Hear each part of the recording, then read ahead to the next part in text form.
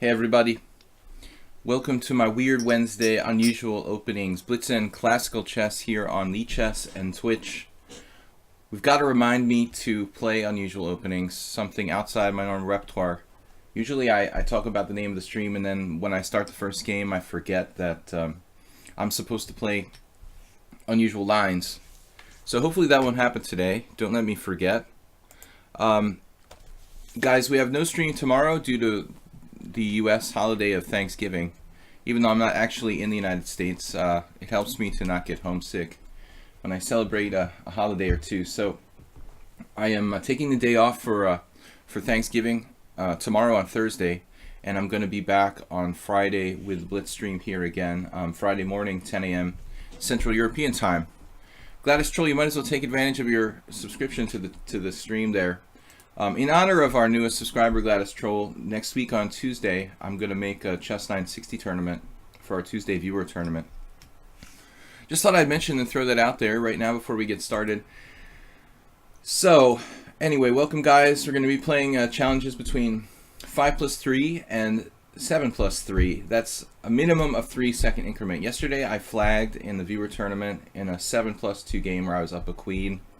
I just misclicked with my mouse. I think I spent like a second clicking a second time on one of my moves, and I found how easy it is to actually lazily lose on time with a 2-second increment. So anyway, we like the 3-second increment. I've known this before, and I also can't bank time if I have only a 2-second increment. I can't really save up the time, so I find it much better to have at least 3 seconds. Gladys Troll is lonely, so if you guys want to keep him company in the chat there, I'm going to start a game with him. Chess 960 with the Troll on a roll. You know, Troll, technically we shouldn't be playing Chess 960 because it's Weird Openings Wednesday, but I'll let it slide just because you are our newest subscriber. After that, I'm going to be playing strictly normal chess with unusual openings. So this will be an exception for a warm-up game. We'll start with the unusual openings next game. Anyways, welcome everyone. I don't like the new Twitch, what they've done with the place. I can't see how many people are watching the stream half the time. Now it says 0. I would be one of them at least. There has to be at least one because I'm watching. Alright, so D4.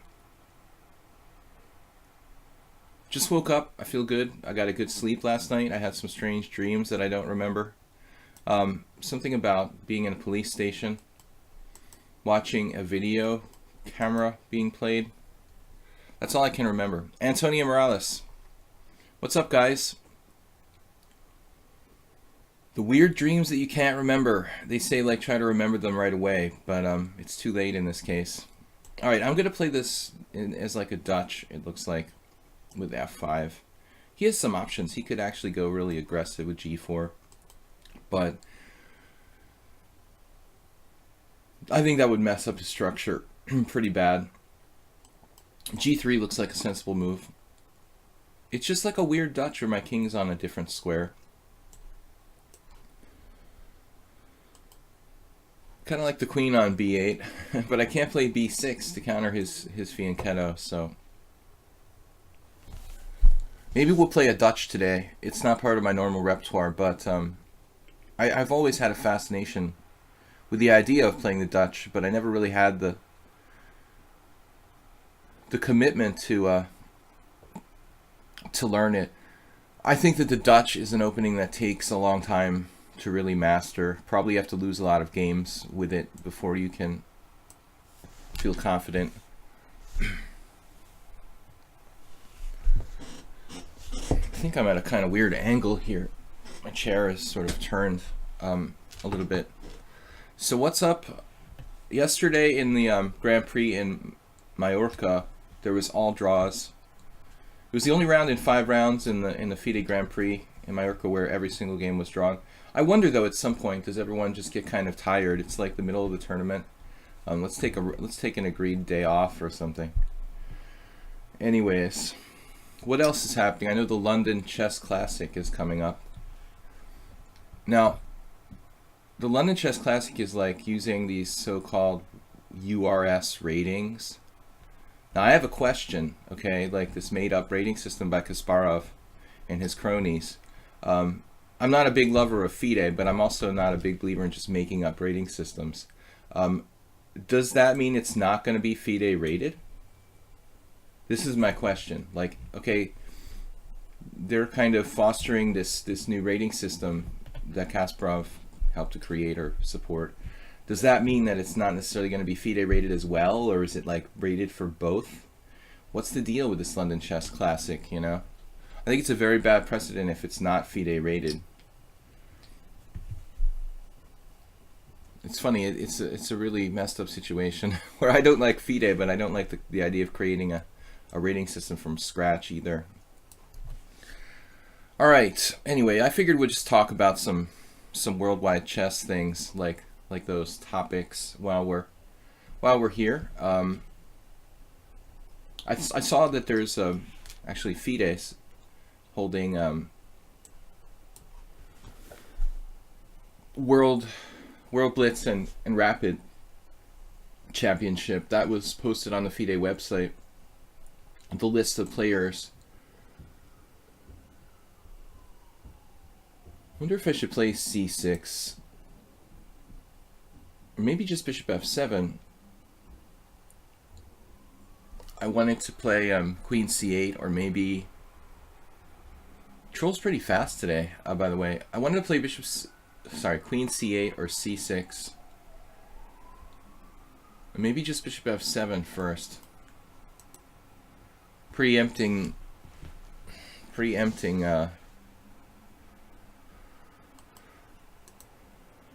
man, I gotta get used to the fact that my king is on d8. This isn't normal. I mean, I'm looking at this position and I keep feeling like it's normal chess. But that's dangerous. Yeah, okay. I actually don't mind not having my king on e8 here. It might actually be better. Because my king is more vulnerable to this attack on the king side down here. This way I can probably castle queen side. Put my queen on c7, bring the bishop back to f7, and then knight at d7 and castles queen side. My first plan was to trade off his white square bishop. Now our calculations change a little bit. He's not attacking on the king side, he's castling king side. So I think I need to think again about my plan as far as castling goes. Once again, maybe castling queenside becomes a little bit like higher risk. He can throw his queenside pawns at my king. The e-file is important here for both sides. That could potentially be strong. Though my king is still not really safe anywhere it goes, is it? What's up, guys? Let me know you're alive. I don't really trust Twitch. I don't trust the new Twitch updates. The whole site looks strange. They moved the feed, the channel feed. They need some new coders over there. All right. But on lichess we don't have that problem. We have good programmers on lichess. No bugs. Unlike Twitch, which is constantly filled with bugs. I can't upload my video half the time. I have to try like 3 times to do it. I tortured you yesterday, Antonio? Tortured you. Yesterday in the tournament? You tortured yourself. I think you had a good opening, but you played e4. You're probably pretty dynamic there. I mean, you're playing the English defense with like an extra move, which actually looks pretty good. That whole setup that I play, I think, is pushing the envelope a little bit for black. I'm not 100% satisfied with a6. You know, like I'm playing like I'm white basically, which may be asking too much. All right, looks like I'm gonna have to do something dramatic here. If I castle, he can't really sacrifice a piece immediately, but it will be coming down the line with like h4, h5. So this is quite awkward. I have to consider castling on the other side. G5 looks really insane. Okay, awkward. E6 square is very weak. I might have to play E5 myself.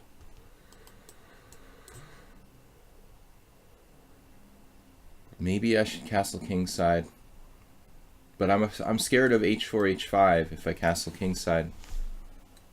It's okay to be scared. It's a natural fight or flight response. I'm always a little bit too pessimistic about my positions. Looking like Gladys Troll. It's Saddest Troll. He has sort of multiple personality disorder.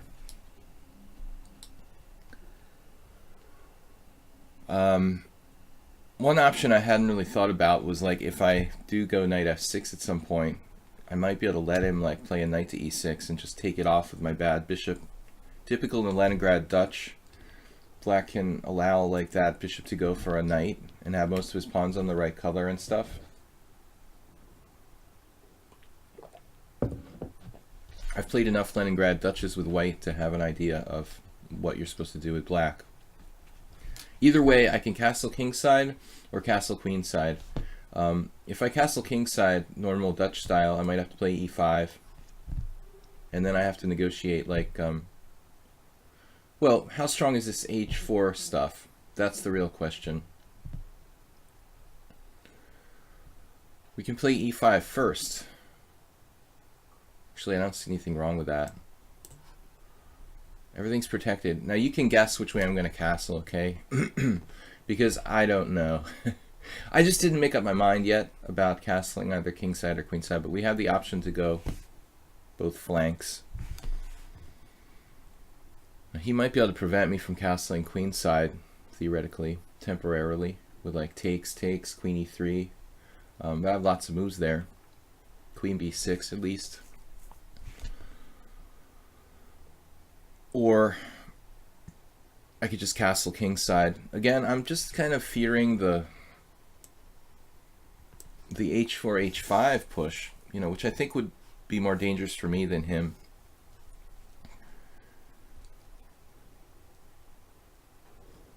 This position only is very, very strong for white. However, you know, it has to be calculated. Just can't decide where to put my king. Actually, we look pretty fast here. I think we can get away with castling kingside. Where rooks are coming to the center, and you could also castle queenside. He didn't put any pressure on me with queen d1 though. He can pop out there. Just it's a little more natural for black to castle on the king side, being a Leningrad Dutch type of position. I feel like I've got enough central control that this kind of thing can be measured. Or measured? Can I say that? We can deal with it with a measured response. Measured. Unfortunately, I'm not really happy about bishop h6 here. Measured. How much does the f file actually mean in this position? Probably 0, close to 0. Man, that's a solid move. Stop playing so solidly.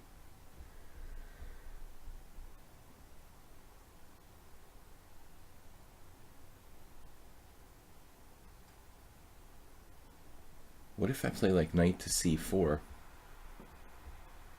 He'll just hit my knight.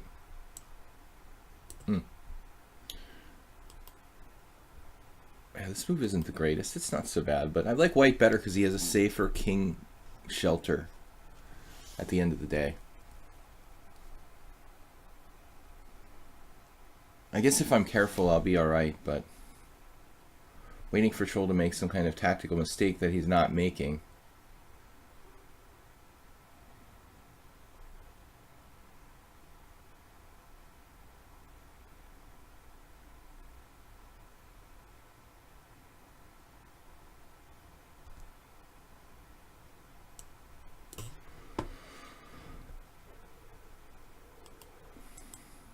Getting out of the pin. Tough game.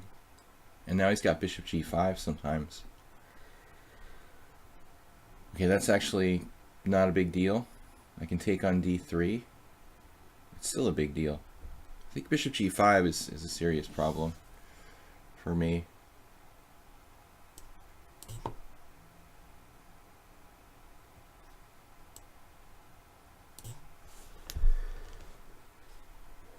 Now we should be okay, probably. Though I still prefer white a tiny bit because of king safety. He's just going to lose on time.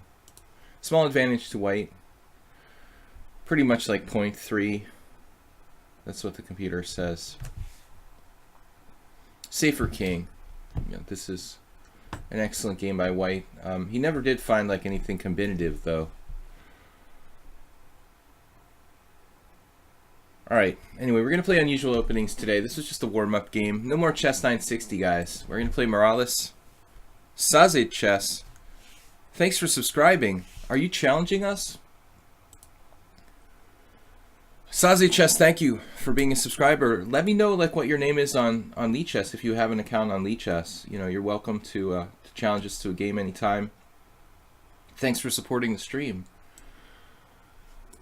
Okay, now after chess 960, I'm definitely going to forget that the theme today is unusual openings. So I'm supposed to purposely play weird and unusual lines.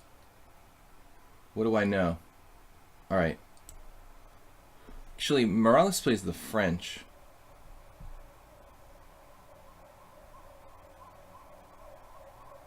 What am I going to play? I don't feel like a French right now. But it's hard to play harder to play unusual openings with the queen pawn games.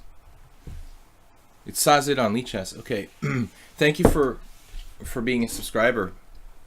Let us know if you have any questions. E4 G6 now. I played H4 the other day. That's pretty unusual, and I'm trying to play things that are a little bit outside the normal repertoire without going completely nuts. Sound openings. But when you play something as hypermodern as G6, it actually becomes harder to play something. I mean, he's not really giving me anything to like gambit or, you know, it's hard to play an unusual opening. H4 definitely qualifies, but I don't want to play the same thing as I played last time. What do we do against G6 to make it kind of unusual? That's hard to do. You know, other than H4,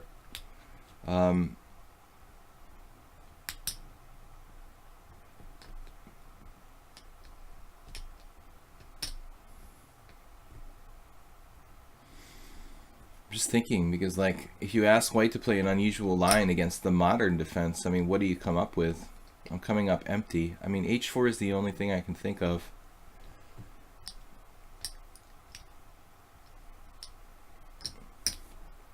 I mean, almost anything is going to look semi-normal here for white. I don't want to play stupid systems. Maybe something like bishop c4, just not a mainline system, like a closed type of system against g6. You definitely won't find this probably, you know, covered very well in any chess books on like the modern defense. After c6, bishop e3, it's almost like a Jack Young called the hillbilly attack. I don't know if Jack made up the name or not. Jack Young was a master from New Hampshire, Massachusetts. I don't know if he's still around in the chess world. But he was a specialist on unusual openings. Helped to promote the hillbilly attack and other things. With an article in chess magazines called Bozo's Chess Emporium. Alright, an article that I don't think exists anymore. Well, anyway, it's coming, isn't it? The d5. We can play queen f3, fool's mate style. King e2, that's a good move. b4. Suggestion of Saltigo b4, I think is just a bad move. Against g6 in particular. It's just a bad move. h4 is much better than b4. After bishop g7, it looks like a bad bullet game where you like pre-moved, and now you have to face the consequences of like playing c3 or d4 with b4. Not a good suggestion. The b4. The hillbilly attack against the Caro-Kann. You know, it's actually picked up by Simon Williams in one of his videos a while back. You know, bishop c4 against the Caro-Kann, and then d5, bishop b3, playing it like a gambit.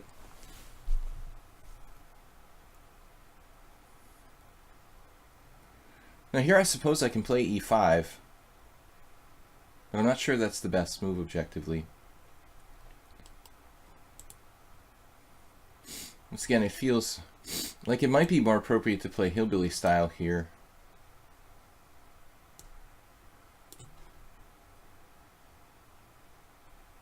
It looks like Morales is playing checkers, but it's actually not so bad against these bishop c4 type of setups to do this in the modern.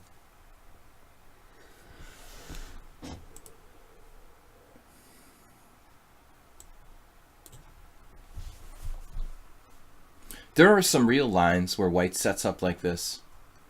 I recall some games between Dr. Kopek and Alexander Ivanov. Kopek actually beat him a couple times when Ivanov always played the modern against Kopek, it seemed like. Alexander Ivanov is a funny player because he has this repertoire where he would play like certain defenses against e4 based on how good you are. Like against the strongest players, he would play like e4, e5. Against the mid-level players, he would play e4, c5. And against the fishes, basically anyone 2400 or under, he would play like g6.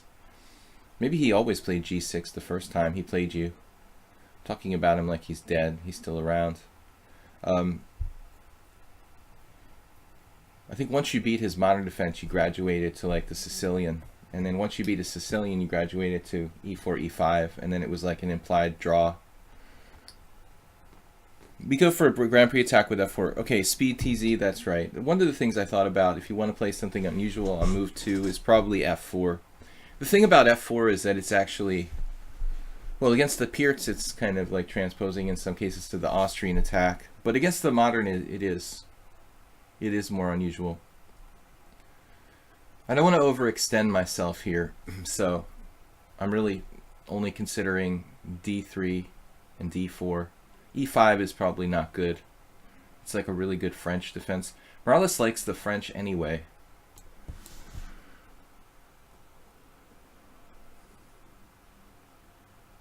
It's basically the closed Sicilian against the modern defense. It's like Mothra versus Godzilla.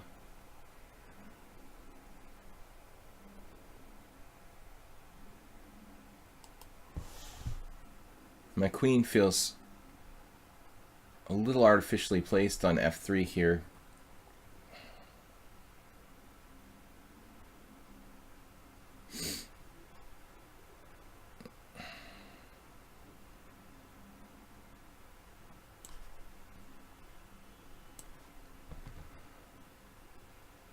He just instantly played h6. Okay. I was trying to provoke you.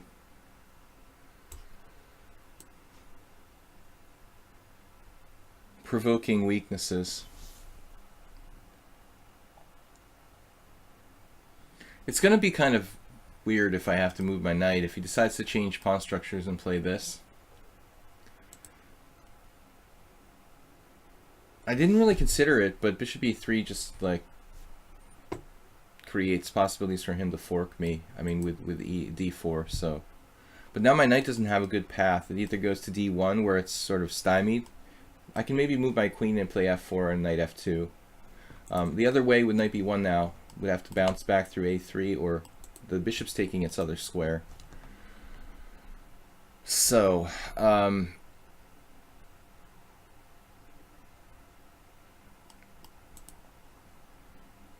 if knight d1,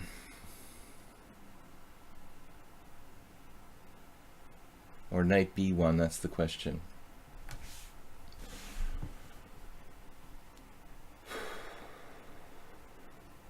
We can safely assume that a4 is not a good square for me.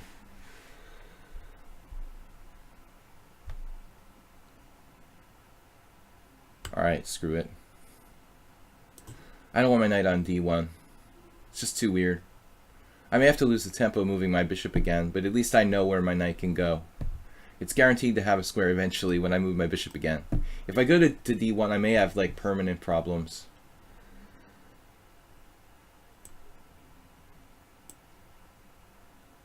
Now, Morales has totally transferred the pawn structure in a way that favors my bishops, pretty much. I've been in this kind of situation out of the Sicilian, and I didn't want to face like bishop g4. Maybe I didn't have to play this, but queen g3, knight h5. Now I can play queen g3, knight h5, queen h2, and defend my queen, well, preserve my queen from being captured, and then get on with it. I mean, I need to play f4. When I get an f4, it's party time, basically, for white along the f-file, chipping away at his center. Knight a3 might be difficult to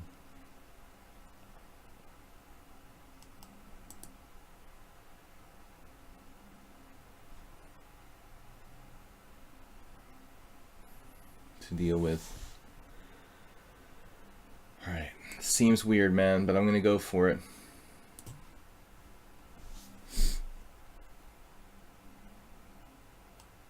Perhaps I just made a very bad mistake. I should have played the other way there.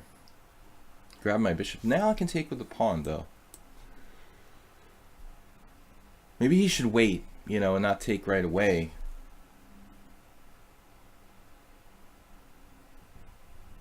But I made a mistake. I shouldn't have played bishop c1. I should have played a3, knight c5, bishop a2. If knight a4, I can play bishop c1. I mean, he's sitting there with a strong knight on a4 and that kind of variation, but I'm not sure it's that big a deal. I was concerned, like, I could not really defend properly, but maybe it's alright. Alright, so, where's Mule Skinner? Haven't seen him in a while. Knight d1 with a c3.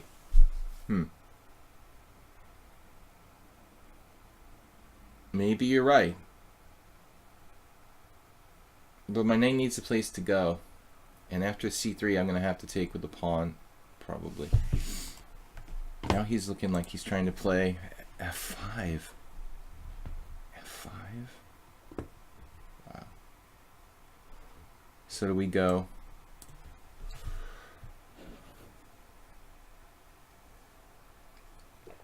g4, keeping the lanes closed, or trying to.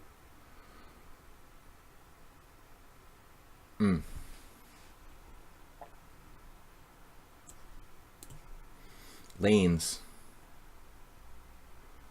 I wonder whatever happened to Anatoly Lane.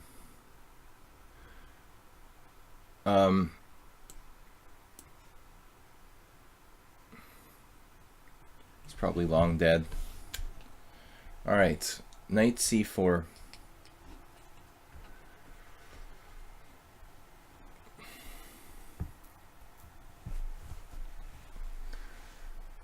Speaking of Anatoly Lane, once he was playing me and I was better, and we had this game, and he was nervous because I was better naturally, so he was an older grandmaster. Funny guy, he liked to talk a lot, and he was like a big coffee house player in a way, his behavior. But like, we had this game where I was better and he was nervous, and my friend was standing there like watching the game really intently from behind me, and Lang was like, what am I doing here?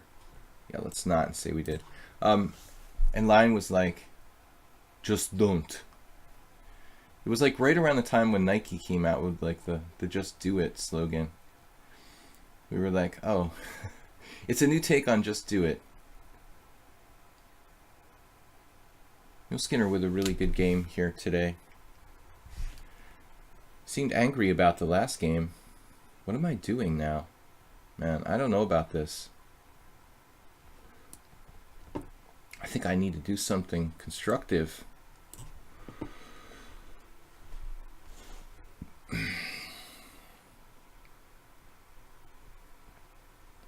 I gonna do to stop his attack? Just don't. Like, don't what? Like, don't look at the game? People get hyper nervous when they're losing.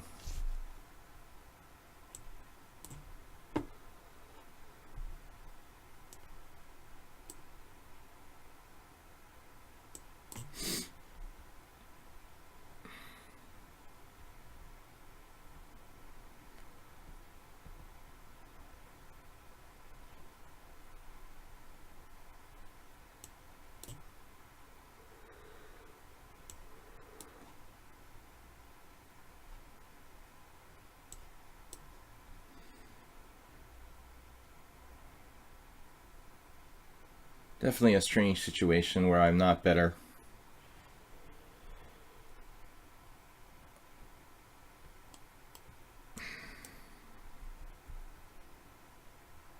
Wonder if I could actually sacrifice my c-pawn somehow.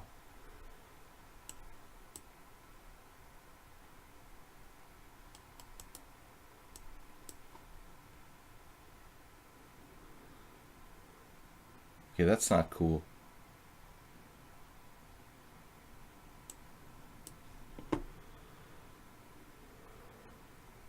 I just lost my game. Thought I could take on b4, but I can't.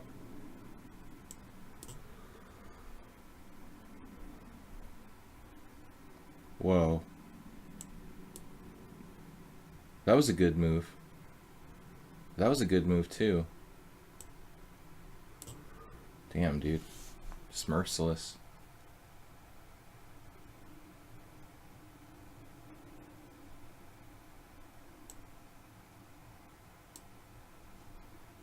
Wow, impressive, man. You really just crushed me.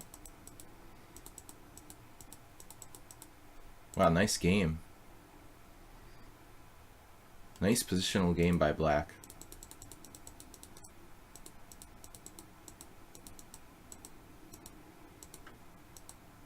Basically the whole game he's better, according to Stockfish. I think almost perfect play by black. I didn't know about b5, but man, that was impressive. I thought I was okay here, but I failed to defend. There's basically no defense for white. It says you made a mistake. Rook takes c2. Stockfish is a little bit harsh. That's a harsh way to start the day, man. Getting crushed. All right, Gilgamesh Orbitich, Grandmaster 5-7. I'm going to try to play some unusual openings here. I'm going to get white every game. Do you guys do that? Or how does it end up that I'm white every game when we do an unusual opening stream? Please don't challenge me so that I have to play white every game. It's actually harder to play unusual openings with white than it is with black. So I don't want you guys to purposely challenge me to have to be white every game. I want to be able to play black in the unusual opening stream. Last week I had like 7 whites and 2 blacks or something. I was thinking about this Edgar McCormick opening.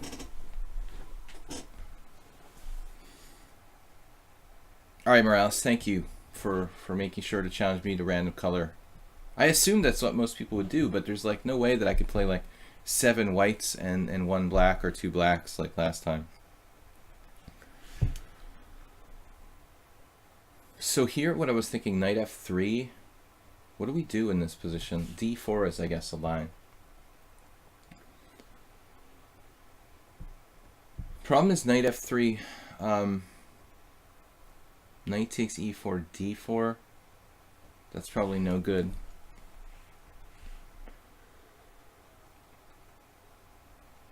d4, knight takes e4, pawn takes e5. We played Gilgamesh before, but it's been a long time. I don't remember if I played on my stream. Must have been a long time ago. I have no idea what this is, this line. I'm just making it up. I just got crushed by Morales. Opening was okay, but then I got tangled up with my knight on. I didn't like what happened to my knight, you know, getting pushed back. Now Gilgamesh is transposing to the Ponziani, but I think that knight takes e4 really must be like the critical move. It's good because I don't really know the Ponziani either. Well, we'll try it. I don't really know any theory. There was actually, ironically, Gilgamesh and I are in Hungary. There was a Hungarian player, the only person I ever know who wrote a book on the Ponziani. This FIDE master from the westernmost part of Hungary, Szombathely, Tomcsányi Peter, who's like, I haven't heard of him in like over 15 years. The only person I ever know who actually was interested in the Ponziani opening. Castle, it was a really rough defeat, man. I got crushed. He played excellent. Normally I would think I could defend that position, but I guess I didn't take it seriously enough. Castling is important. Okay, so now we've got like quiet approach by black with d6. I could actually transpose to the Lopez with bishop b5.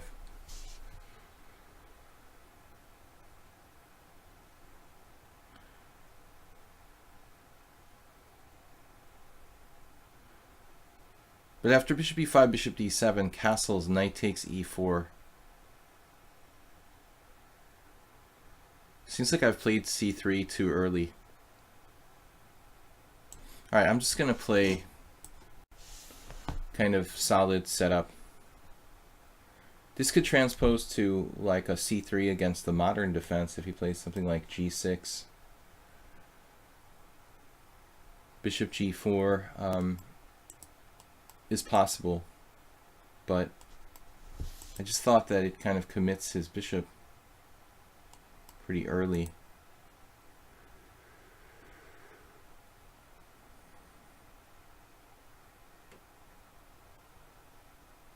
Didn't really want to play d5.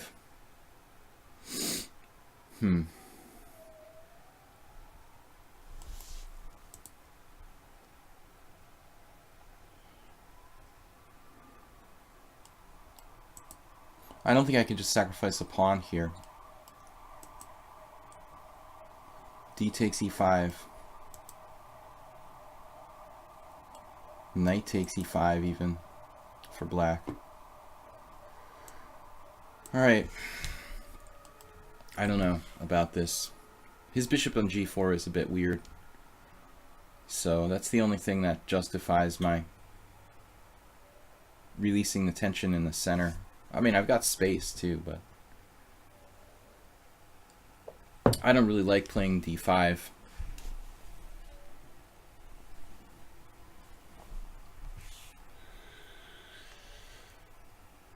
Yeah, I mean,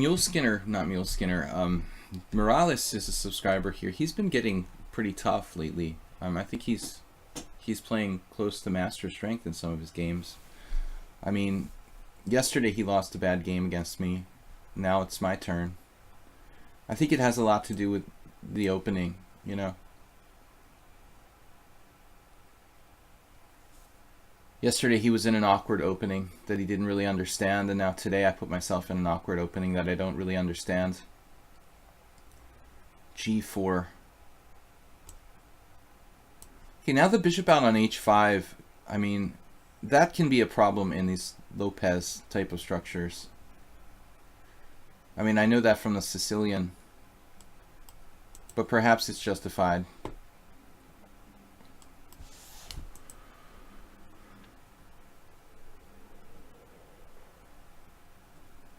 g4 feels a bit slow here.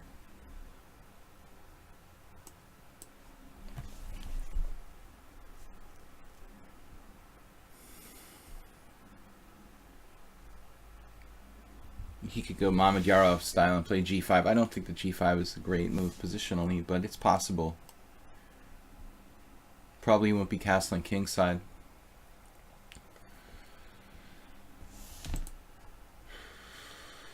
I've always got to watch for sacrifices like knight takes d5.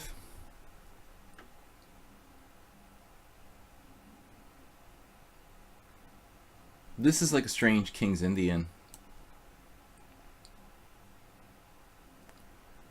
Of course, in many cases, people do compare the Roy Lopez to the King's Indian. I mean, the structure is all that matters, right? He's not fianchettoed, so it's clearly not a King's Indian.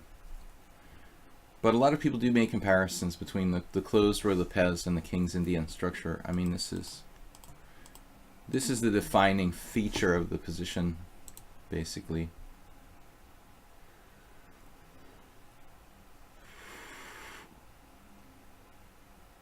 Knight c5 is coming, and I'm actually lower on time.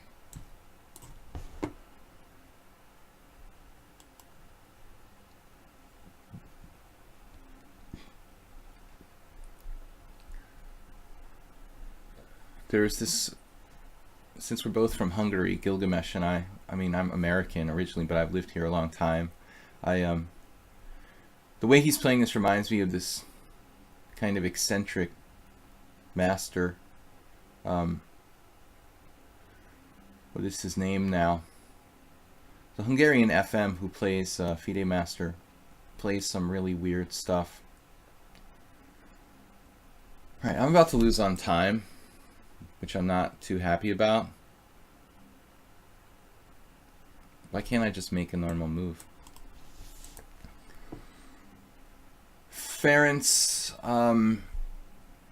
Frank Ferenc, that's it. We had a weird game. He loves to play like closed structures, and he did like knight e7 to g6 and bishop d7, and just really perverse spatial disadvantage. Likes to play with this really strange setups to force a closed structure, no matter how much space advantage like the other guy gets. It's sometimes ridiculous. My game. Now knight h4.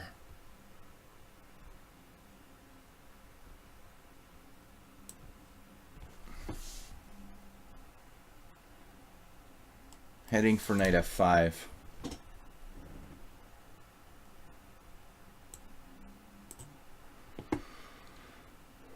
Thanks to the bishop on e7. Again, I'm not castled. That was my problem in the last game, but it's different here. You know, we're both not castled. I have more space. Much different than the last game. Still, it would be good to come up with a plan. I have a plan. The anti-positional attack of the pawn, the head of the pawn chain with f4. I'm kind of glad he put his queen on c8, because that, from that square he doesn't have much play effectively. He's trying to kick me out, which is a practical approach, and now it's going to look King's Indian-esque.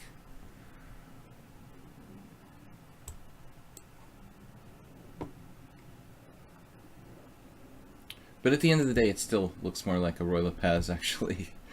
I haven't, well, my bishop, the position of my bishop seems like very normal for the Roy Lopez. Uh-oh. Gotta be careful here.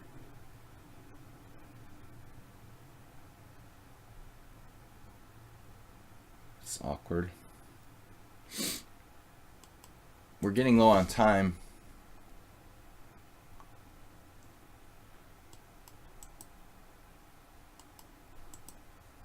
There is a 3-second increment, which is enough to avoid losing on time. With 2 seconds, I'm more apt to just flag.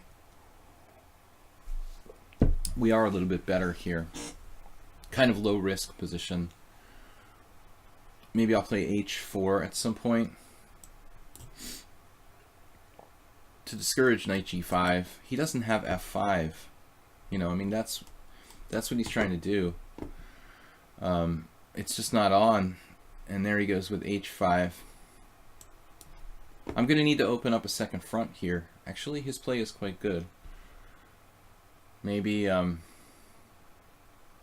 he wants to play bishop h6.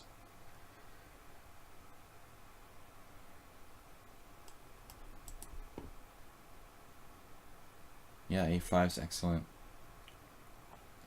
Best move.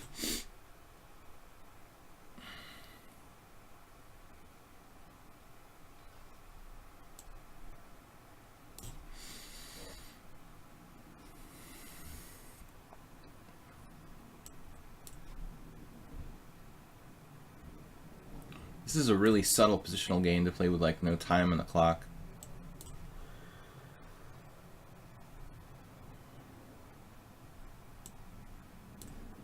Maybe this was a mistake, but he's getting an f5 anyway. Speaking of mistakes, we both made mistakes there. He could have played f5 in one moment.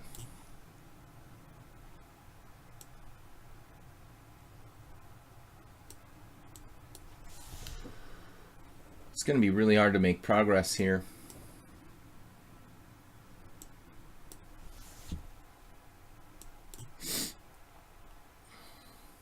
Maybe not. Not so hard. That's a good move.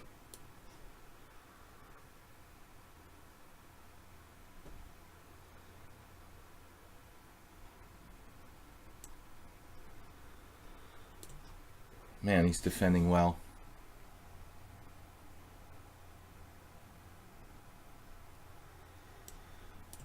All right. I just dropped my whole position. Not exactly. Pretty close to it, though.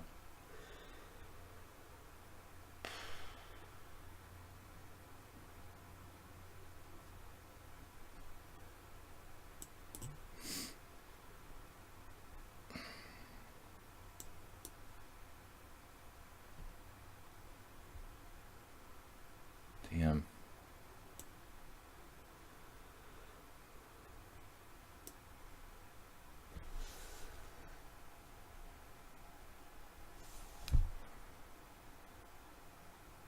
Strong. I have a passed pawn on the queen side that's like blockaded by a rook. It's like ridiculous.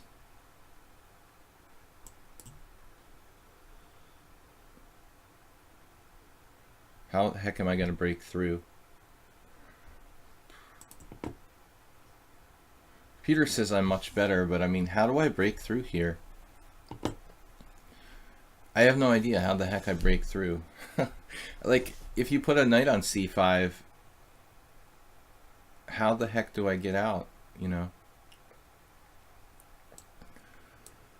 In this kind of position, like say here, here, here, how does white actually get through? I don't understand. That's weird. The engine says I'm like +2, but I'm not sure how the heck I get to break through. Tonu Himetz, I'm not going to play Chess 960 today. If you're watching, please re-challenge me to normal chess. Or Bidic Soltigo, I did play one game with Troll in a roll, but that was the first game, and I said I didn't want to play any more Chess 960. I didn't watch that, sorry. Or Bidic, let's go. It's 7+3. Not interested in watching Magnus play someone when we know what the result is going to be. That's boring, in my opinion. If they find someone who can put up resistance, maybe it would be interesting. Grishuk doesn't seem like he's interested in playing chess. That's been apparent for a while now. G4, Orbidic playing an unusual opening. I like E5, knight E7, and knight G6. I think Alexander Grishuk is more interested in something other than chess because he's showing no motivation at all. Look at his results from like the European Team Championship. It was almost every game was a draw, except when he lost to Mamedyarov. How to avoid the need of castling. Need of castling, not so important in closed positions, but as far as the king goes. But I guess like in my game with Morales, the relevance is more important. The more important relevancy is the connection of the rooks in particular. My problem against Morales was my inability to connect my rooks, not actually my king position itself.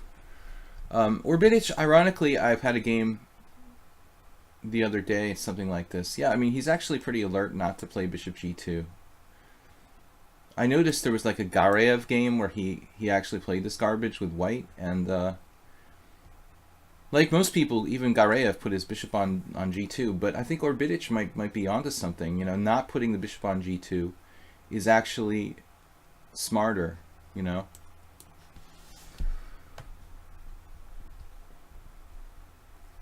But I have an idea here. He played g5. Wow.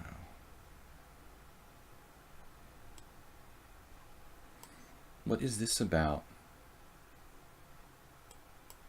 He's like an expert in the grob with white. What's up with g5? Huh.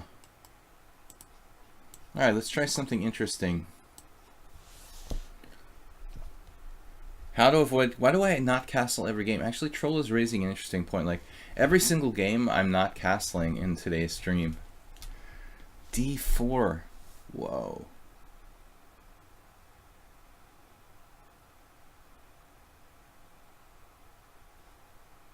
Alright.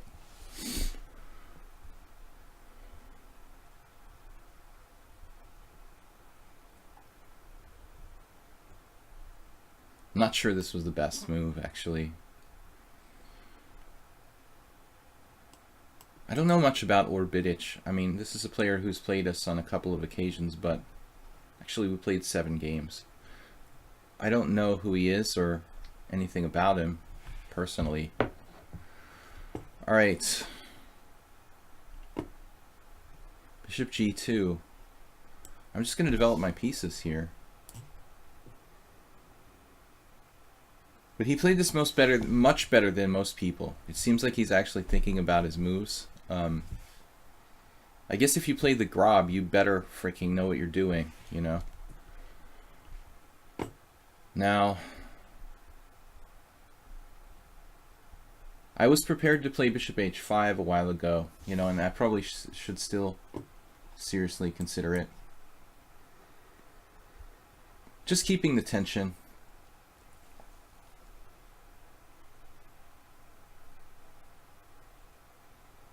I'm sure that like the computer will find some mistakes later on, but I like the way that White played this. Extremely incisive. He doesn't make any concessions. He's got space. He's got his bishop on g2.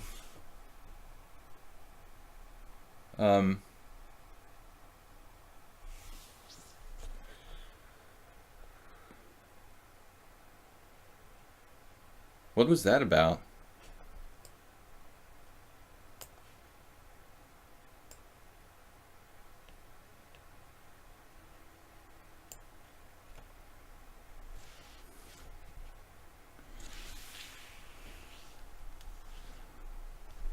Yeah, that guy was weird from the beginning. I had suspicions about that account anyway. Bishop e3.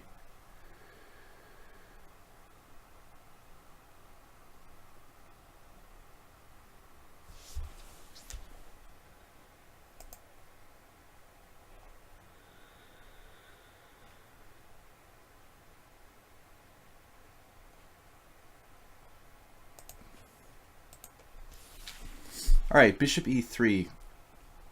Yeah, White is playing this about the best grob I've ever seen, to be honest. Wonder about h6 trying to destroy his pawn on g5. I think that guy was that multiple encounter. He's behaved very strangely on the stream before.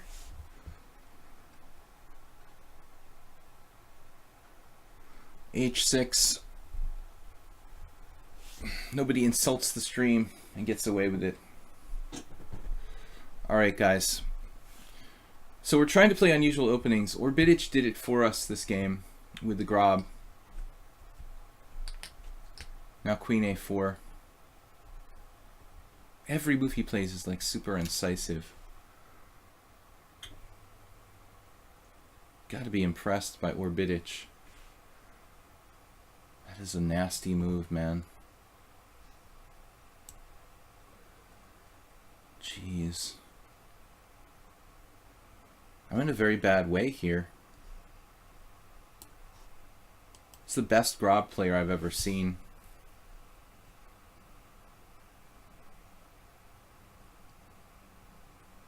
My position looks really dubious now.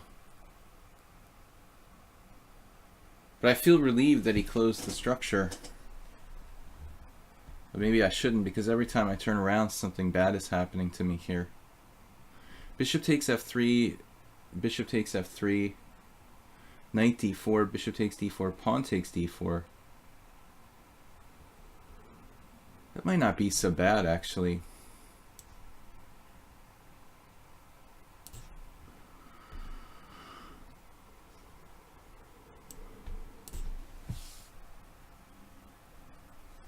What's up, Railbird? From a bad Grob to, it looks like a old Indian.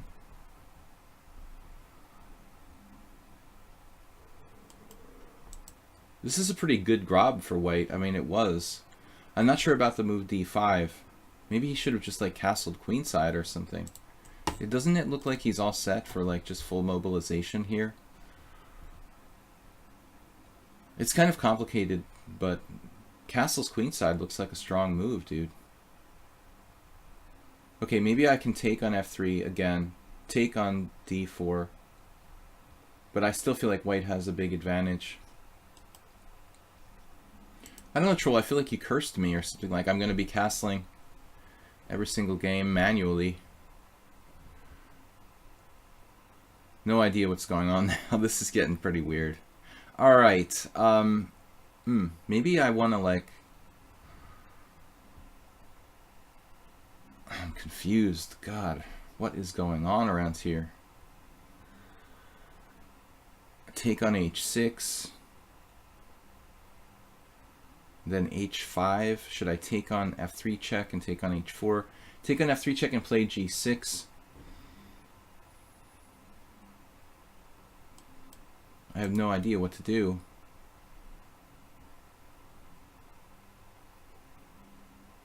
I'm confused. White's pieces are so strong. He just doesn't seem to care about anything. Even possible to take, but then my king is wide open. The main thing is that my king isn't safe right now. Maybe I should take on f3, just take on h6 and live with that position. My white squares are pretty sketchy. Sketchy structure, no development. It's always good. Alright, I'm just gonna take here. Man, this is scary for black. Material's even, but he has a massive space advantage. Jesus.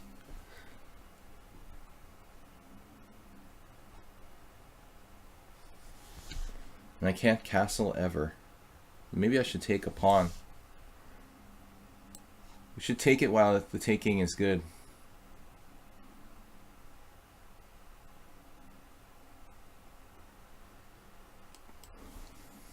He's like coming to get me again.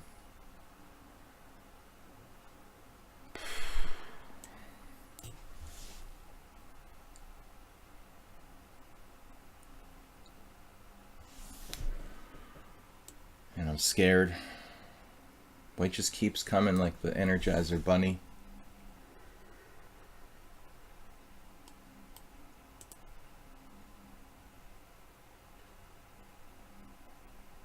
Consistent ratings for Orbitich across the board. Yeah, Troll, what's up, man?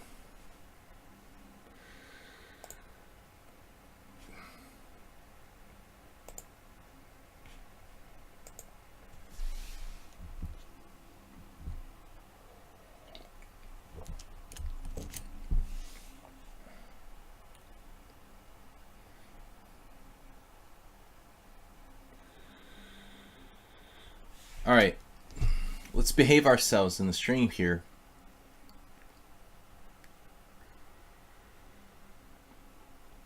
Queen c8, trying to defend the white squares in this menacing situation. That's a magic move. He defended his bishop on f4. Just happened to see that lateral defense. And he's got threats. He can actually win a pawn back. I'm scared, man. Every move he makes is like mobilizing his pieces more and more. Queen takes f4. That's not a good idea. Alright.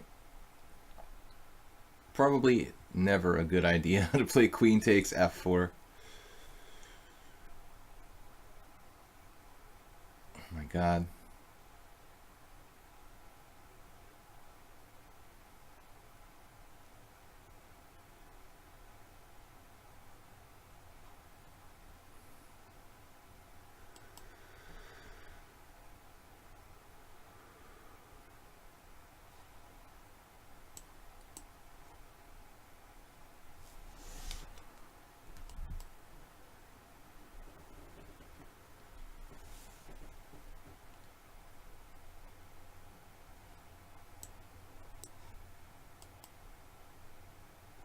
I definitely can't calculate that fast. I don't even see, like, it's just a speculative sacrifice. Must have calculated this pretty fast. Man. Intuitive sacrifice by white, it looks like. A strong one.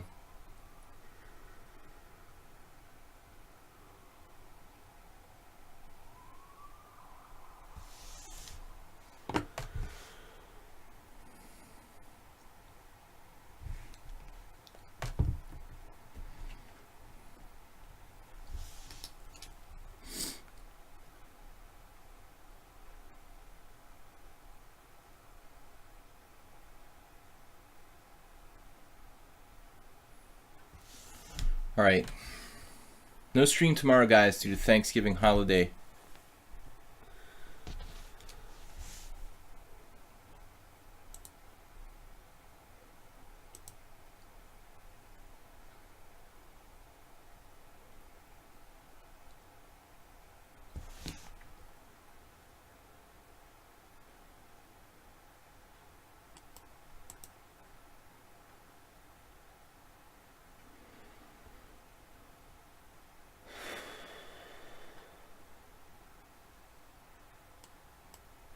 This looks pretty rough.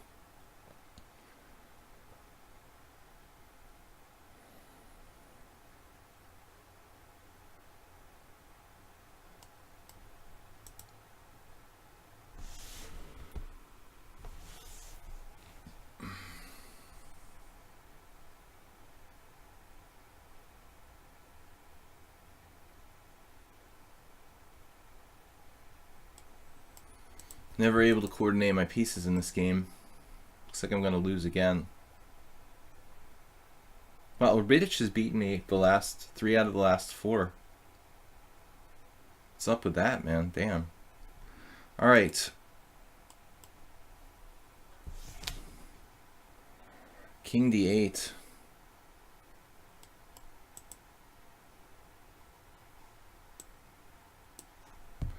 I don't know what else to do. He's got 2.5 out of his last... No. Well, it'll be 3 out of the last 4 if he beats me here. Seems to calculate pretty fast.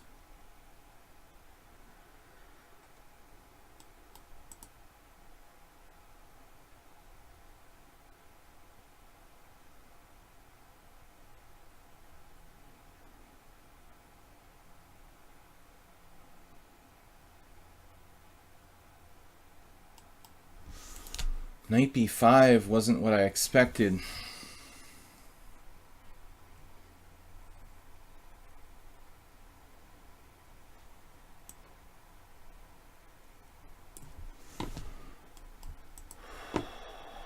Scared shitless, basically. This must be lost for me somehow.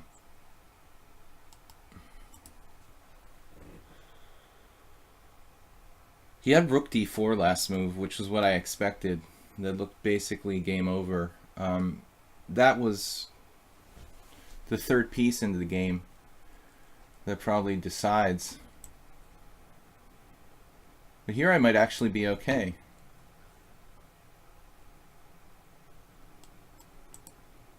It's just really fortunate I'm not immediately dead. Now he still has threats. That was a big mistake by me. Damn. Oh, he was hanging a piece, but it wasn't clear, huh? Wow, okay. That was bad by both of us. We both made a lot of little blunders there. Quite a few mistakes.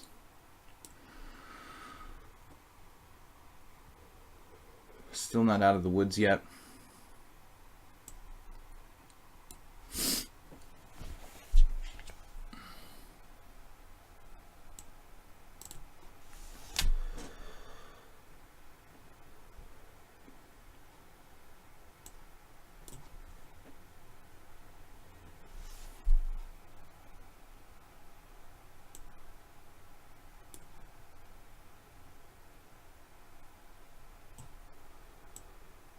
Oh no.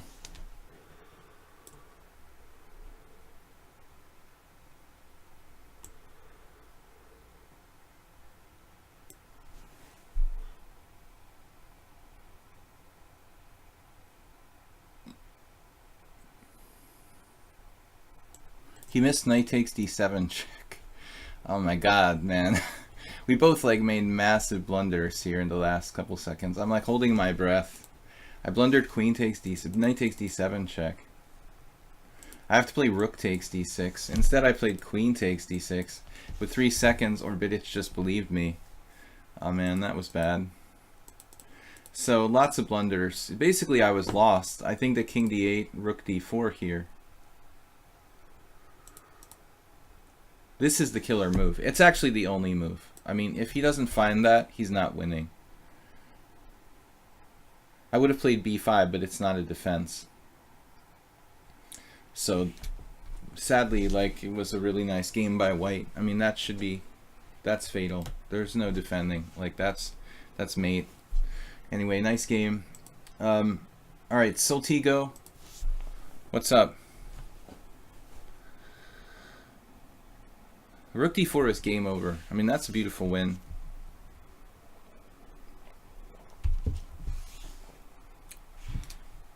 I always see like the winning moves from my opponent. It's kind of a curse.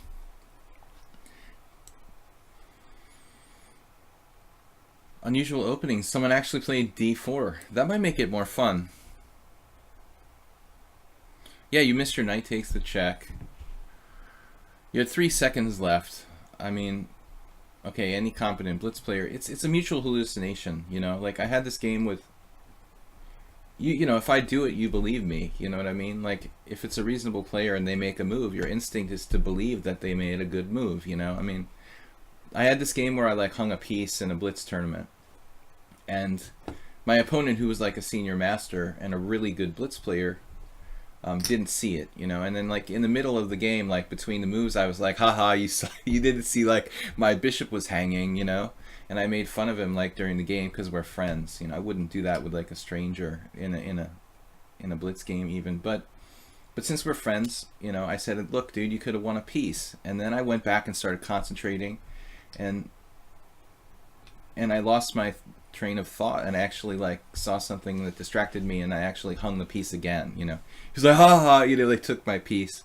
So it's just weird. I mean, sometimes you have some strange hallucinations because if the other guy does something, you just believe them. Actually, my story isn't really appropriate, but it was funny anyway. Knight f3 against the Budapest. Let's see. I mean, it's very common for like one player to hang a piece and then the other player not to see it.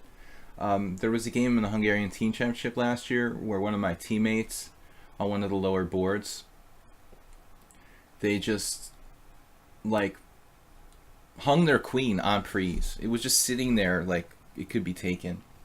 And these guys were like 2,000 or 1,900 FIDE, you know, like experienced amateurs, and and the queen is just hanging there on prise. I like couldn't believe my eyes. And then the other guy is like sitting there thinking and thinking for like 2 minutes and didn't see it. You know, I mean, these mutual hallucinations, it happens all the time. Okay, now this is actually like reversed French or something after c6. I guess I could do other things. But that was a really nice game by Orbitic. Like, besides the fact that like we made some blunders at the end, he showed a good understanding of the position. Like beginning with not playing bishop g2. I mean, I thought that's something that most people aren't really, you know, aware of. e3 is possible.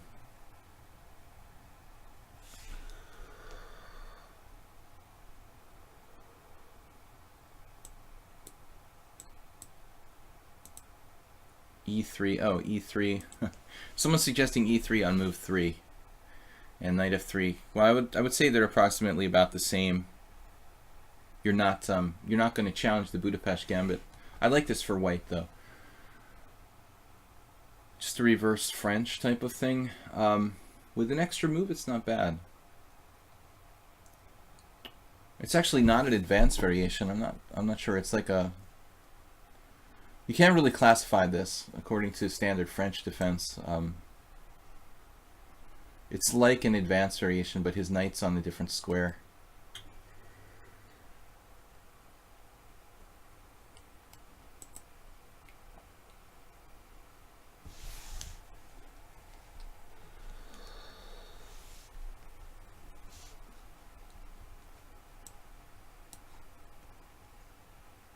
I think there's a tendency to believe your opponents. You know, you're expecting them to make good move. All the time I miss strong moves where I could just win a piece. Because that guy just like, you know, if he makes a move, I trust him normally. And then I'm not looking for like tactics that are winning a piece in a normal position. Sometimes they pop up out of nowhere. But obviously Orbitic should see that. But here I have a choice between two moves that win. Why would I choose the one that loses? You just assume when the dude plays a combination that it works for the most part. Soltigo's playing too passively here. This is definitely a situation where white is played too passively. Normally that knight would go to b3 in these type of positions, I guess. But if you're not familiar with the French defense, what he's doing is probably not so bad. I think it's just like he's lost his opening advantage. I don't really like it for white. The knight on g3.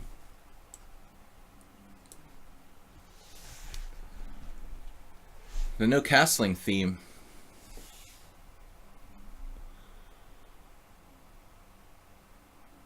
Okay, queen b3. That's a move that makes sense. He cleared the knight off of d2, put it on g3, where it's not really great either, but it's kind of just out of the way. I could play h5, h4 later on.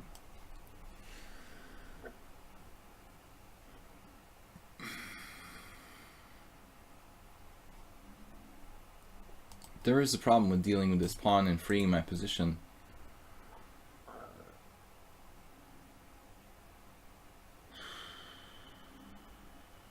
Queen b3, b6.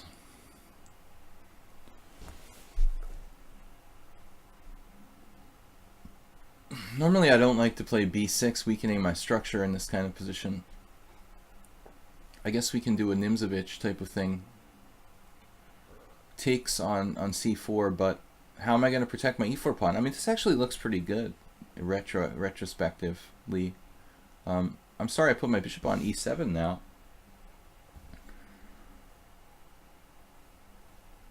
How about knight g6?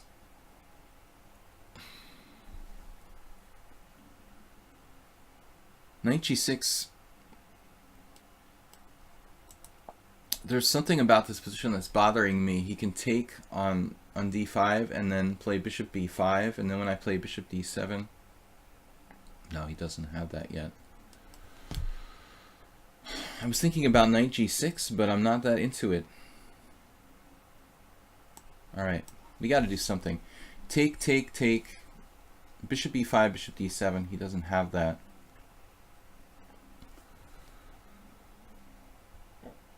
I didn't really want to put my knight on g6. I would have preferred it in the center on e6, probably. Now he's threatening bishop b5. CD, CD, and bishop b5. So I was thinking, now I don't have takes on c4. Whoops.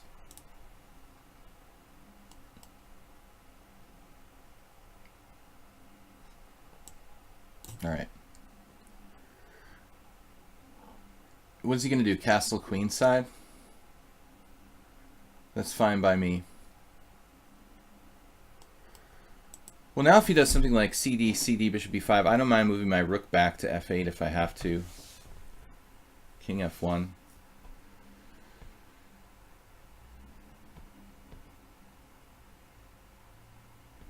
I don't have bishop d6. Running out of time. He's not really threatening anything, but I don't know how to develop the rest of my pieces here.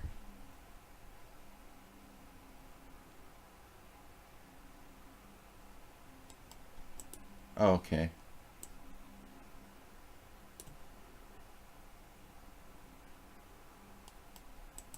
Not sure I really like this. Do you play a lot of French defense, Soltigo? This position is starting to kind of creep me out. I mean, I like my knight on h4, but white has some play on the queen side. Now I can meet bishop b5 with bishop d7.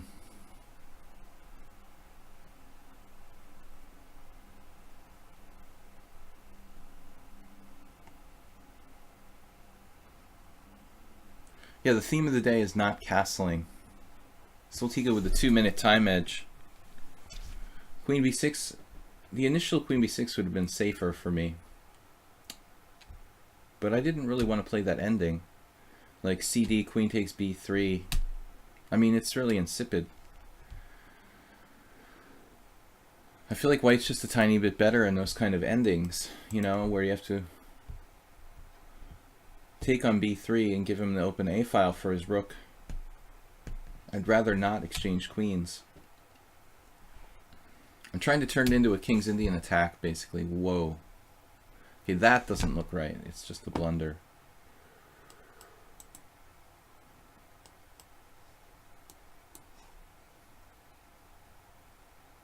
Not quite that simple, maybe.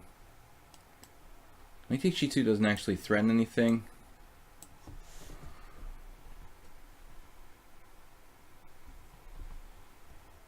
On paper, this looks great for me. Okay, that's totally mental.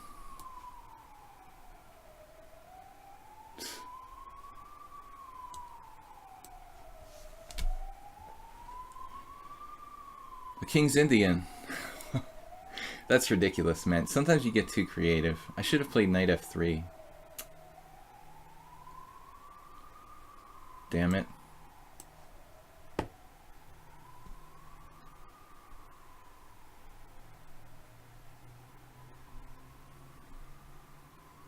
Soltigo, you had a lot of time. Take your time. You had perfectly reasonable options. You played the crazy g4 almost instantly. You could have just played like bishop g4. Couldn't you?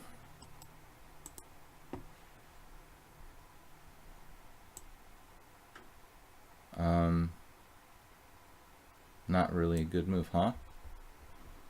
Should I take on g1? He has an intermezzo, knight takes e4 if pawn takes h5. I didn't like that. Anyway, we're winning here. But I mean, no, seriously, after... Your position is not that bad, is it? Wow, it says you're lost. Okay. I didn't realize you were lost. But knight h5 is an insane and impulsive move. Has nothing to do with what's going on here. Okay, he was trying to undermine the d5 square. It's not totally insane. But why don't you just play normally, like pawn takes pawn, rook c1 or something like that? I think that white's position is okay. A little bit worse, maybe. Or just rook c1 immediately. That's what the engine suggests. I guess black's a little bit better. Alright guys, let's move on. Thanks for the game. Resignanian is here. Haven't seen him in ages. Copigny. I would take subscribers first. We don't have too many challengers from subscribers, so and moderators. We're just playing challenges as they come up. Well, knight h5 makes sense to undermine the d5 square, but obviously your king wasn't safe. The theme of the day. Unusual openings with the white pieces. Let's see what we can get after e4. Kitty kitty hiss hiss. What's up, guys? Who's that? Someone else. Lord Zaskuyo. Lord Zaskuyo. All right. Oh, Little Magnus is Copigny. Oh, man, the French defense. Come on, it's impossible to find like unusual lines. I like to play like knight c3 and knight f3 against the French and not play d4. Now he's transposing to the Sicilian. Would it matter if I played knight f3? Would that change your mind if I had played knight f3 on move 2? Out of curiosity?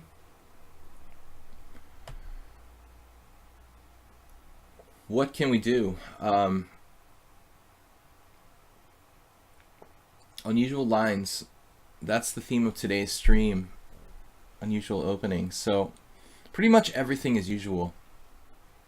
Let's try g4. Kind of close Sicilian. Borrowing a page from Orbitich. An extended close Sicilian. Some players have played this type of stuff. I noticed some strong Armenian players, like Tigran Petrosian, the younger, has played. I'm not sure this exact position. Maybe this exact position. It's played sometimes. You're also playing weird. Well, not so far. But most people who play the French don't transpose to the Sicilian. They're definitely in the minority there. If you wanted to play the Sicilian, for the most part they play Sicilian straight up. But with these 6 systems, obviously there's some interrelation between these openings. Alright, let's just grob it up. I don't really like the grob, but Orbitich showed me that it's not so bad. Okay, he is playing weird. Bishop d6 is kind of weird, you got to admit. Again, I reminded myself of Ancient Aliens. You've got to ask yourself the question. The guy keeps saying constantly. It's tempting to overextend all of my stuff on the king side. f4 is a little too early, as you can imagine. He's trying to kind of get a lockdown on the dark squares. I don't want that to happen here. h4 looks like it's too many pawn moves, so I don't know. Quite an interesting move, bishop d6. That one. I have to admit, that is an interesting idea. f4 is not a good idea. Don't touch that pawn.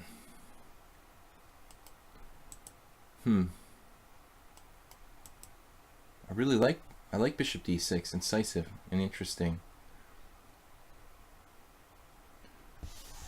What am I supposed to do about this? Knight e2?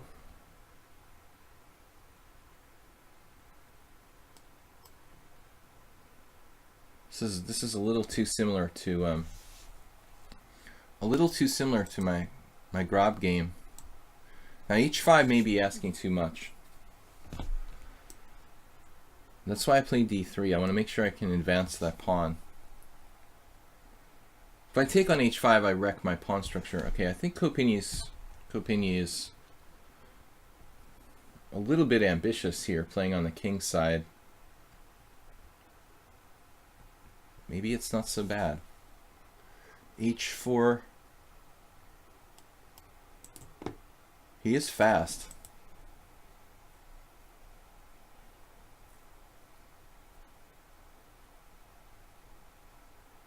I like to take my time.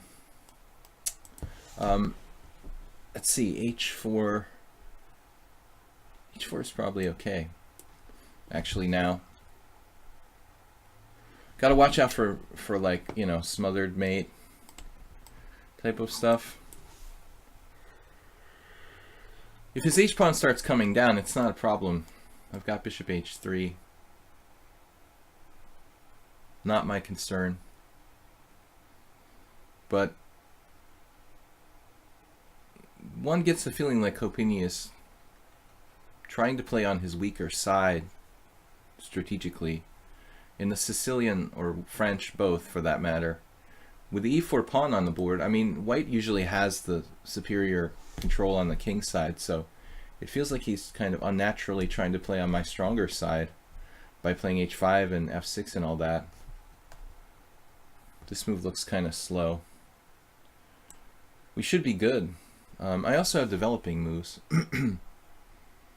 But I'm running out of time, so I'm not going to mess around here thinking forever.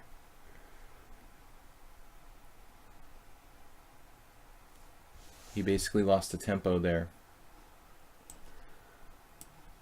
We can develop our pieces. Now it looks very like a King's Indian, closed Sicilian, car. The car pawn formation that I talk about sometimes. Shaped like a car. The back of the car is like gone over here. I'm going to need to take some drastic measures pretty soon.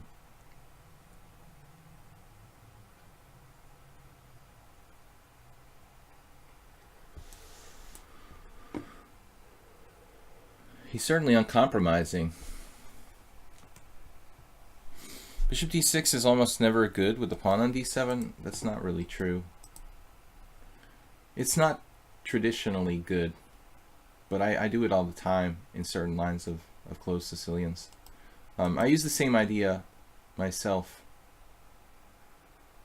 Alright, I'm going to castle kingside here. Particularly in some lines of the closed Sicilian. I like to play bishop d6, a6, b5,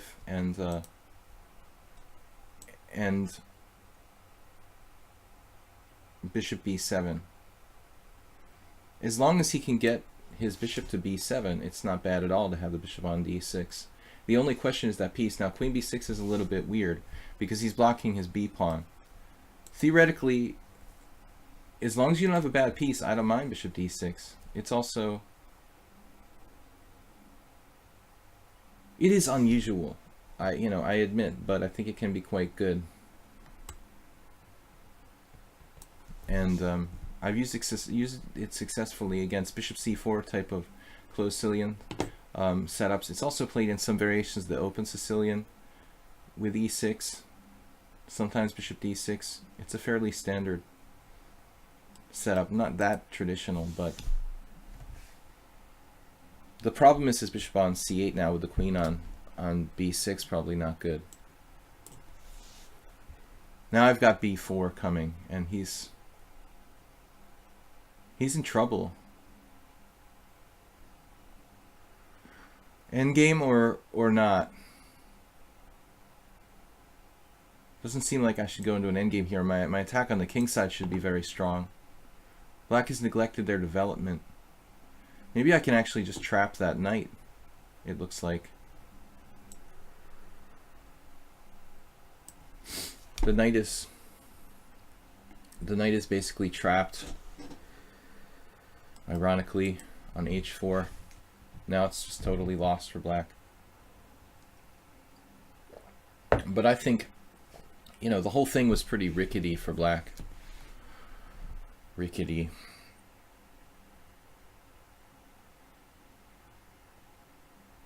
g6, mother. Alright. g6, bishop g3. Bishop f4. Bishop takes f4, rook takes f4, queen c7. e5 doesn't work. I've got queen f2 there winning a piece.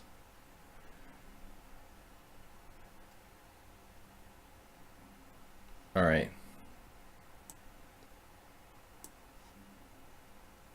Coping you having too much fun.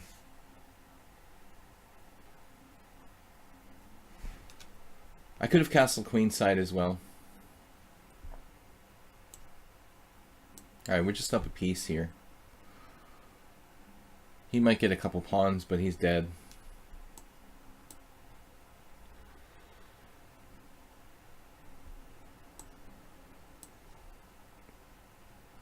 I've had a rough day, lost a couple of games. Was it a couple or just one? It feels like a couple. Felt like a couple. Well, I should have lost. I should have lost to Orbitich as well as the game I did lose. Those always feel like they feel like I actually lost.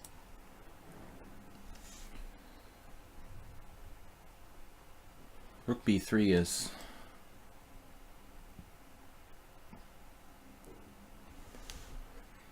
But Copini, I guess I had f7 check.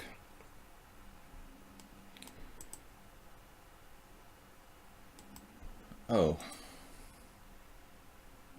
How do I trap his queen now?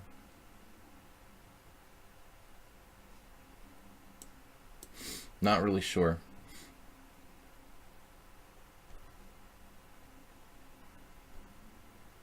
I have f7 check, but he has king d7 there, just hanging on. I don't know what I'm doing. I'm messing this up a little bit. I should be able to trap his queen somehow. Nothing else, I'll just trade queens and win the ending. Starting to kind of piss me off here.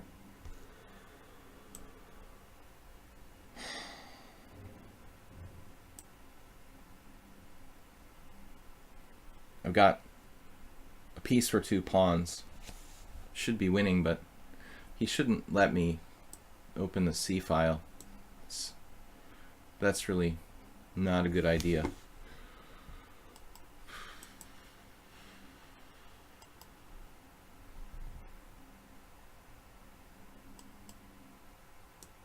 No counterplay for black. Only his H pawn, you know, keeping him alive here. I basically have an extra piece with the king.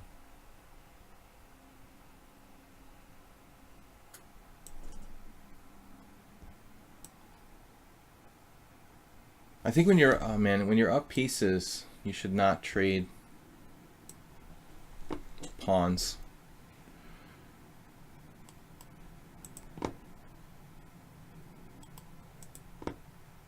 Good defender. Oh man, how is he defending this position? All right, let's take this pawn off. One less pawn that will hurt me later on. H pawn is dangerous.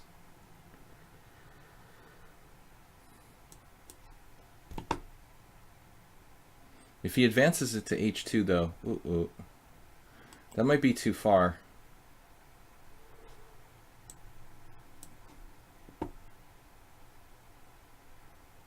What is my plan actually?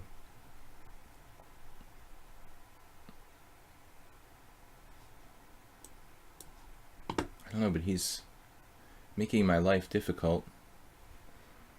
Right.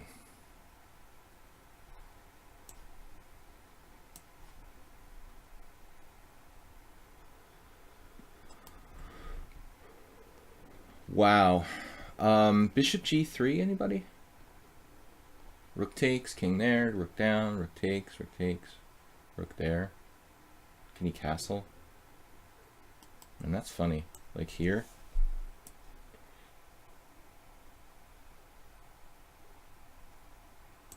Just take. Ask questions later.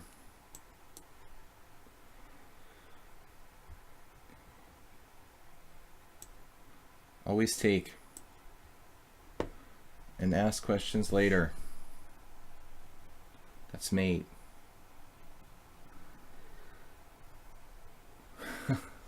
It was entertaining. I guess I was always winning, but I made it interesting.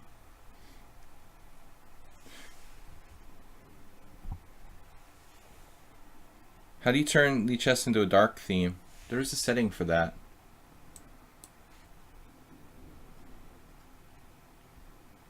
It's easy, just in settings, background. All right, Kopini, let me see the opening here. Who's played this weird line? Okay, not too common here. I think if we go to this position, like e4, c5, knight c3, knight c6, now we're going to see some g4s. Straight up, it looks like it's been played more often. Some decent players. Kinderman. No, Hort with white. Vokach. Probably more common in certain move orders than others. Maybe against this move in particular. Against a6 and the closed Sicilian here. Vallejo has played it. Okay. We are playing Resignanian. Chess Legends. I have to play Sazid first, actually. Sorry, dude. You're up next. Sazid just subscribed. I'm supposed to play unusual openings here. Yeah, man. Little Magnus. Bishop d6. Interesting move. I think it's not bad. But I don't know about playing on the king side with like f6 and h5. That's a little too provocative. Against Resignanian now. I haven't played him in a long time. We played a bunch of games a while back, but it's been months since I played with him. I think he's from Latvia. Yeah. Alright, so it's good to play a master. What am I going to play? Against e4, I didn't have anything in mind. I've been hoping for some interesting stuff with d4. Well, I tried to play the Budapest, but it was declined. Alright, Resignanian, I don't know what I'm doing against you. Got to play something not so common. I like the St. George defense. This I have played in a number of tournament games. Usually against WGMs. I like to play a6. I don't know why. I have very good score, beating like 3 WGMs with a6. I lost to Josh Friedel. I think I only lost one time when I played the St. George, and he was the strongest player that I faced with this opening. Although I had a couple beers before that game. I don't know if that affected the result.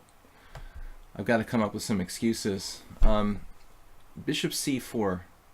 Resignanian also trying to be creative, obviously. I think looking back, like Resignanian had gone along with the theme, you know, before and played some unusual stuff himself. Which is cool, because some people just kind of ignore the fact that this is a theme stream, and just play whatever. Yeah, Saeed, you'll be next. Sorry, I didn't see your challenge there. Sazid, not Saeed, but Sazid. Abu Fazl. But we don't get a chance to play Masters too often, so I like the chance to play a National Master here on the stream. I think everyone appreciates that we get not that many Masters who want to play and participate here on the stream, Sazid, so I don't mind waiting a minute for that challenge. Now maybe c5. This is basically transposing to a closed Sicilian with bishop c4. I think it's a game I probably had this position before. This is pretty normal. I could go after his bishop with like knight to c6, knight a5, but it's pretty time consuming. I don't think that's really great. I've recommended to students that they try to set up a kind of hedgehog type of thing here. And that's really probably what I should go for.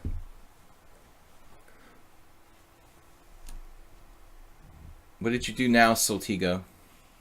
You said Saeed, and you made me say Saeed. There was a Saeed, though. Today or yesterday. A4. That's a bit weird. Kind of like last game. You know, it feels like Resignanian is playing on my side of the board. I don't really like doing this. Actually, I have c4, don't I? Whoa. Let's have some fun.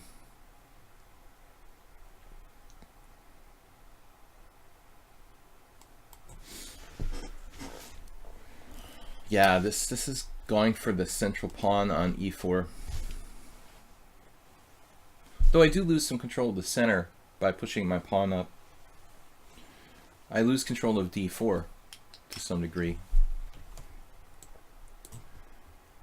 Now Rezgninian sacrifices a piece with knight d5. He could, you know. I mean, I doubt the computer will like it, but it you know, could be an inspired sacrifice. Probably not 100% sound. I don't know if he's listening to the stream or just coming up with this. I mean, he's obviously strong enough to come up with this idea on his own, but I don't know if he's taking my suggestion just for fun or if he's doing this voluntarily. But he didn't really... Okay, he could have played like bishop a2 probably here, if he wants to play it safe. But this is the only way, the fun way to play the game, I think. So he's got some pawns. It's kind of like the Cochrane Gambit or something.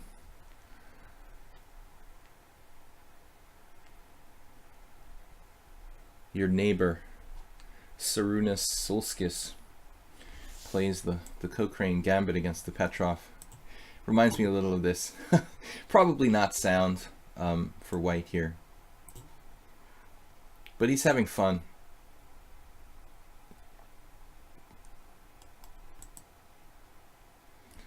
I've got to get out of town as fast as possible. So let's not mess around.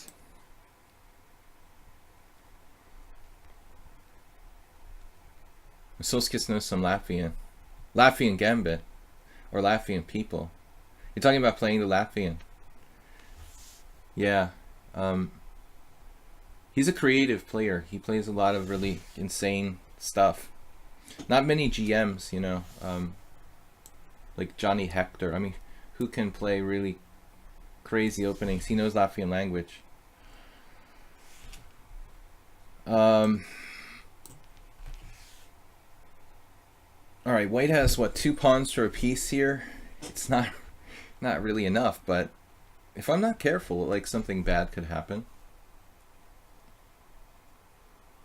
Knight c5.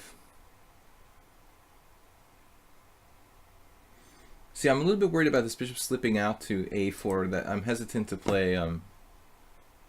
Therefore, I'm hesitant to play rook e8. I'd like to play rook e8 and maybe tuck my bishop back on f8, where it can be well placed against like knight d4, knight f5, for example. So I'm thinking about this position like prophylactically. Wow. This I didn't really anticipate. I can't afford to give him any more pawns. He's got too many pawns. Too many pawns as it is. 2 pawns, too many. So I'd like to see him have no pawns. You really want to improve your positional thinking. I strongly recommend The Art of Positional Play by Reshevsky. The only problem with that book, it's an old book and it's in like descriptive notation. I don't think it was ever republished. Another good book is Uwe and Kramer's Middle Game series for strategic positional play, the middle game, which I strongly recommend. Alright, well, he's got 2 pawns for a piece. I'm not really sure how to set up my pieces. Rook a c8. Rook f c8. Rook f e8 allows that aforementioned. So I think that he has some compensation here.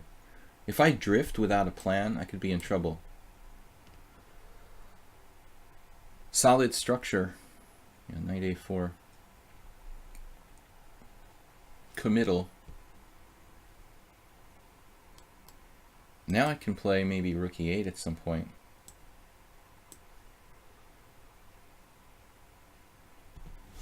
Now he's coming at me on the other side. Alright.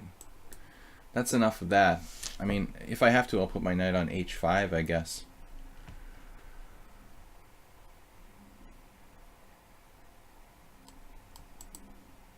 Messy position. White has 2.5 pawn's worth of compensation for the piece here, I would say. My bishop on b7 can't do anything. It's really hard to do something, but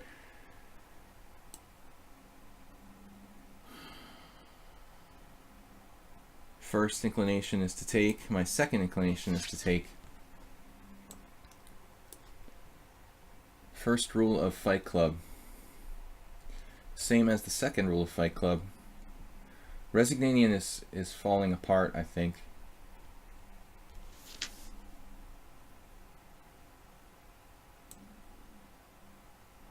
The old bishop d8. Let's see, he has some tricks. I might have other moves too, but he can't afford to give up more material, like rook takes a6 or something crazy. I don't think he should trade pieces, and so I think knight a4 was a mistake. Because sometimes bishop a4 was annoying. Maybe you should have just played like for b4 somehow to get another pawn up there.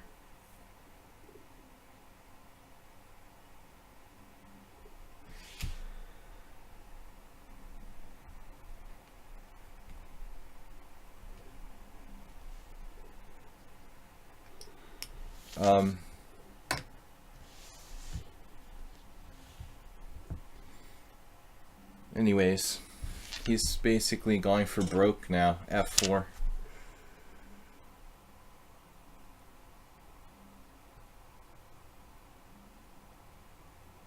I think I should play knight c5 actually, and then take with the bishop on b6.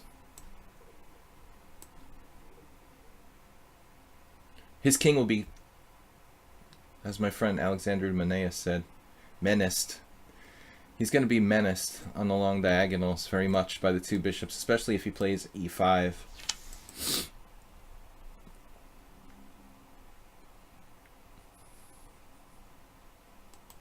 Rook takes c5, and bishop takes b6. Now he's got a different plan, not allowing himself to be as menaced on those dark squares.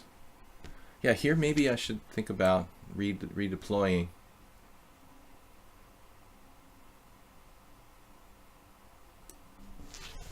No rush. Okay, f6, queen h6, etc. is made, but I can always play like king h8, rook g8 in those type of situations.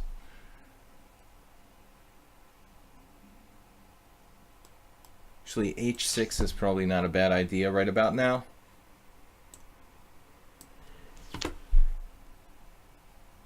I had to do this in a game against this guy. What was his name?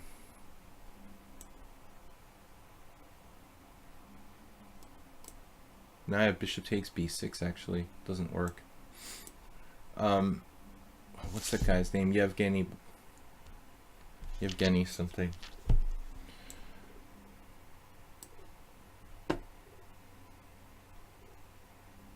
It looks lost for white.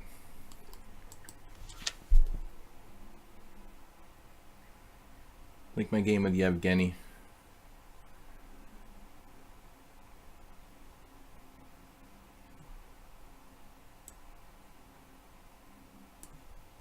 Everything's protected.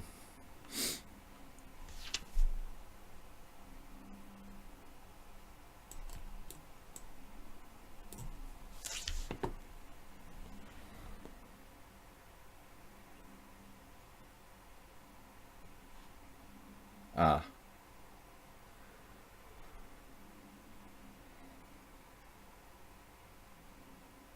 Trying to find a second weak point in white's position. Wow. That's a pleasant move to like be surprised by.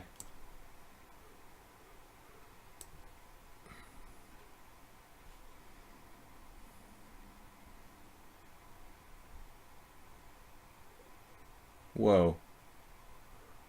Oh my God.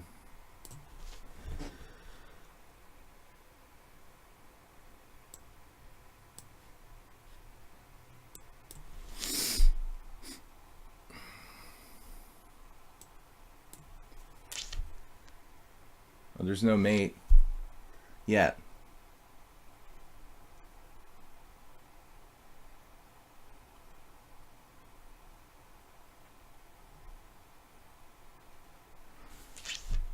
Yet is the key word.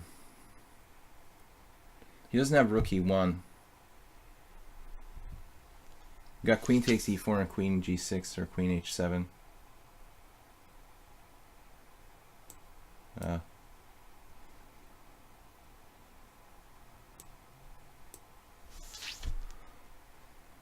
Mate. Alright, Resignania, thanks for being a good sport and playing an unusual line with white. We're going to take on our new subscriber here, Sazed. Sazed. Is it Sazed or Sazed? Unusual opening theme. I've got 35 minutes left in the stream. We played a6 last game. I like to play knight h6 a lot, but that's going a little bit over the top. Not really a reliable move. Not really a reliable move. Let's play, what else? How about the Owens defense with b6? This is something that I don't really like to do, because I feel like the extended fianchetto gives black more play. Christian Bauer, the French Grandmaster, plays this a lot, or used to. Wow, he knows the line. This is best move. This is a game I had with white against Bui Vinh, Vietnamese Grandmaster. Zed is fine. Alright, Zed. Say Zed. So, me versus Bui Vinh. I don't remember if I played knight f3 or c3. Knight f3 stops e5. Actually, but that allows knight b4. I must have played c3. It's weird. But I don't think this is the way my game with Bui Vinh went. He played differently, or I played differently. It can even turn into a Lopez type position. I think theoretically the best move is knight f3. And then after pawn takes pawn, you actually sack a pawn with castles. That's supposed to be quite good. But d5 closing the structure, this leads to a completely different type of position. I guess it's okay for white. I mean, there's certainly nothing wrong with d5, but personally I like knight f3. Alright, so it's like an English defense sort of thing.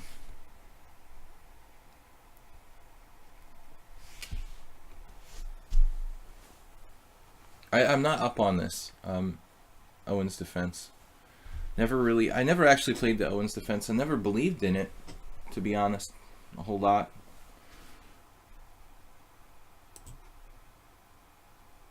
And if h4, I'm going to play h5. Actually saw a game that Bologan played in a Mexican defense, which is similar to this, like with the maneuver knight c6, knight g6. I think the h4, you know, you got to really react strongly against that. Even if white gets the g5 square, I don't care. Now a4, he's playing more on the queen side, positional type of move. Okay, keeping his options in reserve and playing a4 on the queen side. I don't know what I'm supposed to do. a6, a5, c6, attacking the center looks interesting. Developing my pieces looks interesting too. a6, c6, or a5. I don't want to allow it and let him to play a5 unprovoked. I'm going to go with a6. I think it's a tough choice here. a4 is a strong looking move, actually. Just a restrictive move. I mean, this position has to have been reached in some master game at some point. Bishop e3. Bishop e3 isn't really dangerous. I guess I could go knight g4. Bishop c5 even. actually, bishop c5's. Just trading pieces is kind of weird, but maybe that's a good move. Okay, it's a risky opening fundamentally for black, playing the Owen. If he takes on c5, we'll get the f4 square. I could even play knight f4 right away, in fact. But I'm not sure that's sound. Like bishop takes c5, knight f4, queen d2, b takes c5, knight takes e5. Kind of unclear. Queen e7 there might actually be good for me. No, because my knight would be hanging on f4. I'd have to make another move first. Okay, now d6 ironically looks pretty good.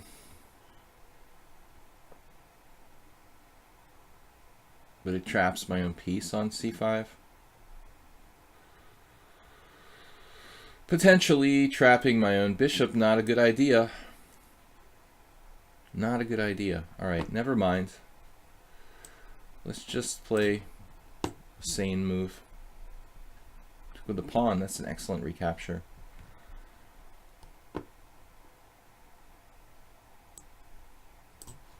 So, with pawn takes, I think white's position is pretty solid. He should be slightly better with more space.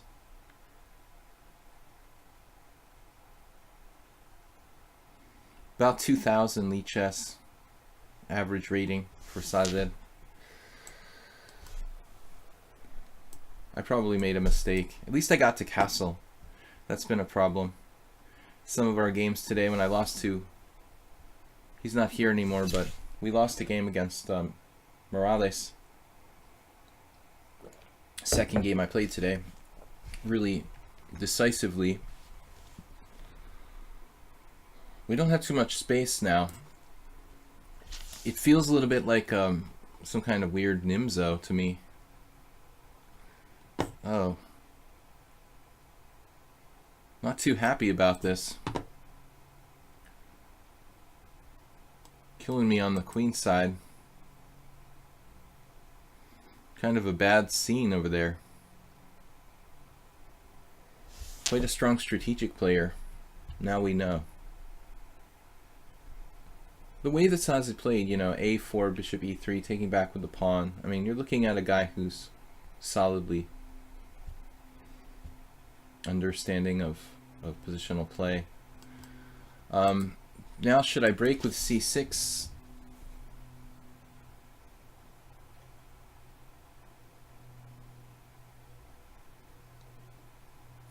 Trying to destroy his center. Maybe necessary. If I don't, you know, I may not get a second chance. I am attacking the head of the pawn chain, which Nimzovich wasn't really fond of, but sometimes it's simply necessary. But I think the white stands better with that the spatial wedge on a5, and my pawn on a6 isn't really great, and I don't have a lot of counterplay here. What's up, World Loser? I never recognize you without the moderator's badge there. I don't know. I feel weird about my decision to take on e3 actually, but I was concerned my bishop was going to get trapped on c5. Now here, like, I thought his e4 pawn was hanging, but apparently not.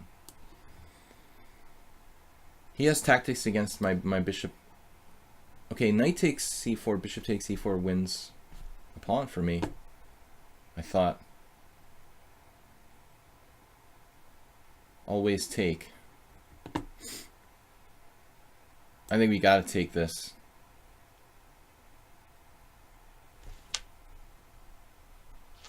White has some play here.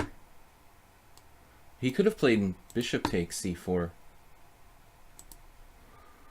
Bishop takes c4. I think he doesn't have to sacrifice a pawn.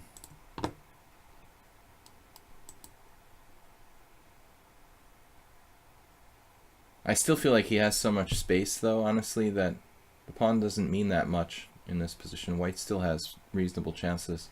With these strong pawns on b4 and a5, pressure on the a6 pawn.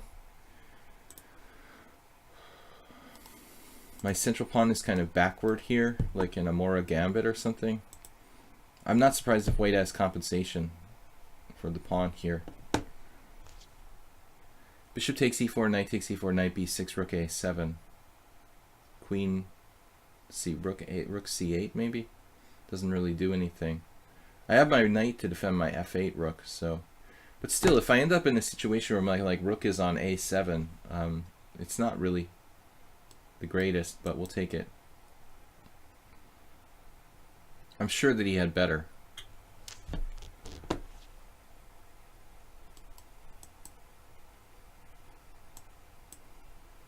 He has other simple moves, like maybe queen d3, double attacking. And you might just argue he has compensation just with this square alone, you know? Like, again, like a Sicilian or something. Just the control of d5, my weak pawn on a6, the backwardness of this pawn. I could see how white has plenty of compensation for the pawn down. In fact, he might have knight c8 right away there. No, I have rook c7 in that case, which was okay. So rook c2, a solid looking move, but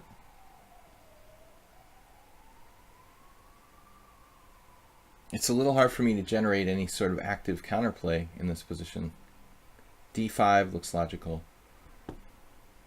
Then he's coming with the doubled rooks, and I'm none too happy about that.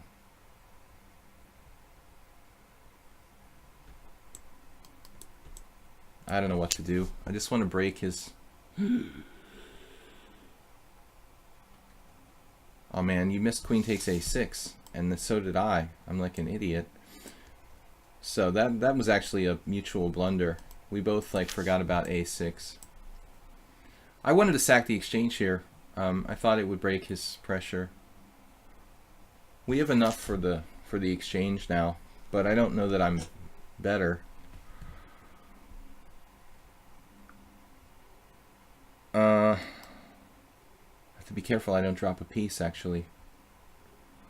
This move I didn't count on either. It's probably... Black should be okay, though. Knight f4. Ooh.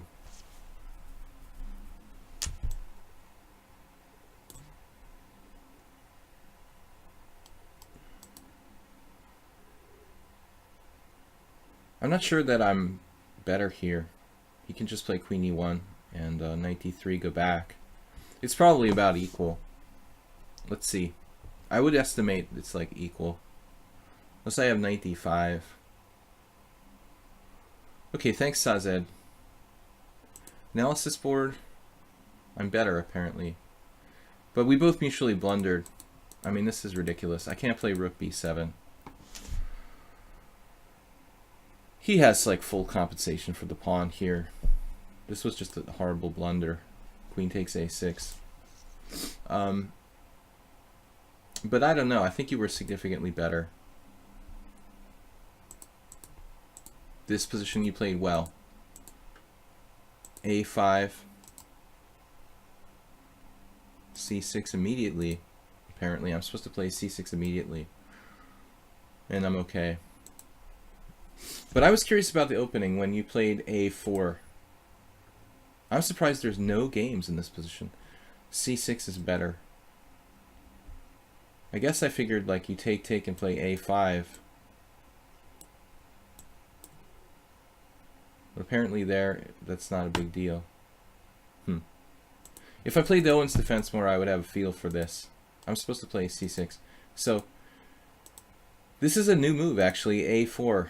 Theoretical novelty. A whole bunch of games where I played g3, castles, and h4. h4 is the sharpest. Black needs to play h5, I'm pretty sure. Recently, last year, there was a game some guy played against Alexander. Alexander will occasionally play the...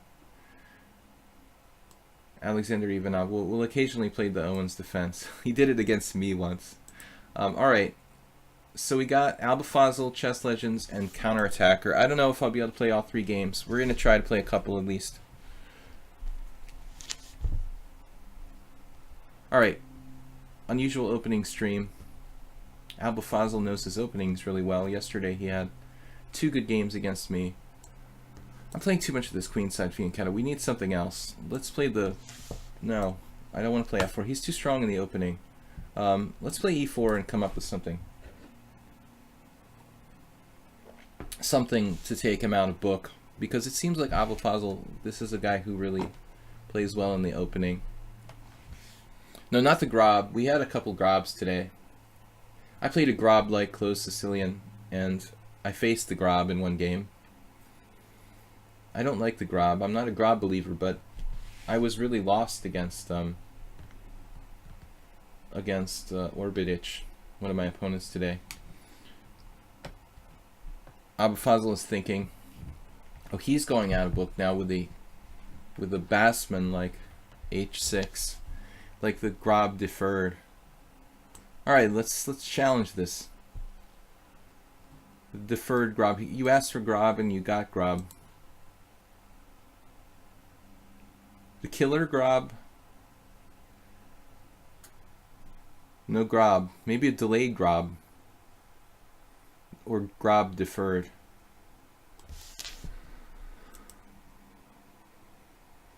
I'm going to play knight c3. And I'm going to set up... Ah. That's interesting. I mean, you see h6 in the French against knight d2. My former teammate Cao Shang played that against Neidich in a game. I was like horrified.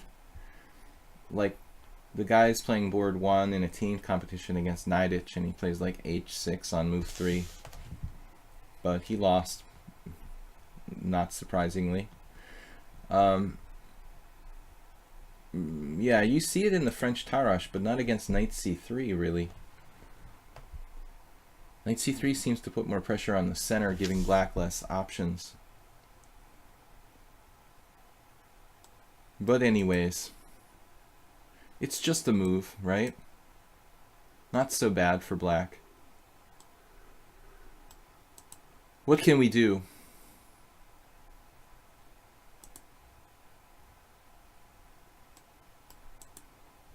Play the advanced variation with knight on c3. It's kind of weird. Doesn't seem critical. Alright. Anyway, I wasted enough time here. I don't know. Yeah, I don't think it's my mic. We don't have any issues with the volume. That's the first time I've heard that in a long time. If multiple people have a volume issue, let me know, but I have not heard anybody complaining until now. Alright, knight f6. I mean, I'm recording a lot of videos all the time, so I'm pretty aware of where my volume is at. Knight f6 here. I can turn up the mic, but... Alright.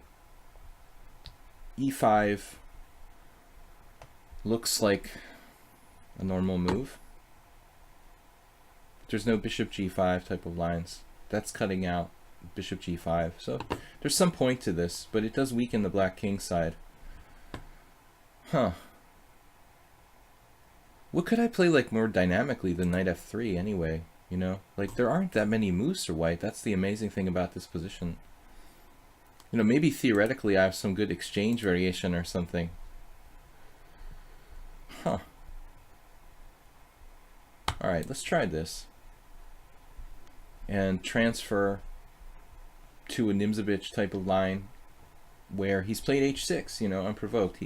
He kind of robs himself of f6 type of ideas. I think the king side's too weak for him to play f6 in the future.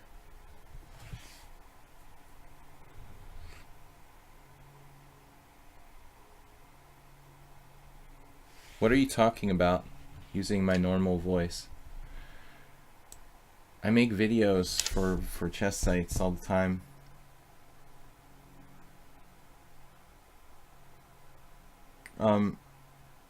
Normal voice as opposed to what?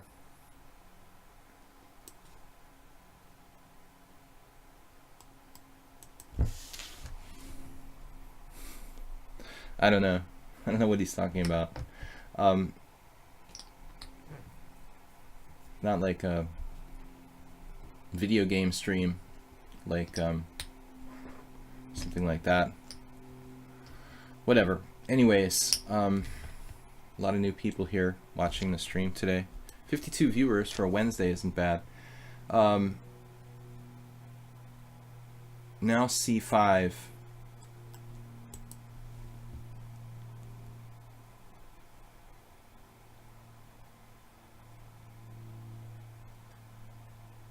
I think we just castle here. But also interesting are moves like H4. I've run into trouble today with my king position, so let's try to play like very fundamentally. Paschall, interesting approach though. He can play anything in the French. Like screaming. Oh. Yeah, I guess that's what you need. Yeah, I know. Like a lot of video game streamers, like they're just like screaming all the time. That's really irritating. Is this just kind of difficult, or is it my imagination?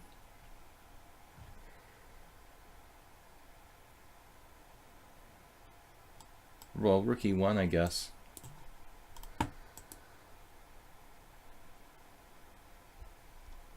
He had winning positions at some point in the last two games yesterday, this opponent. Beware of the time. I'm always in time pressure. I try to take my time.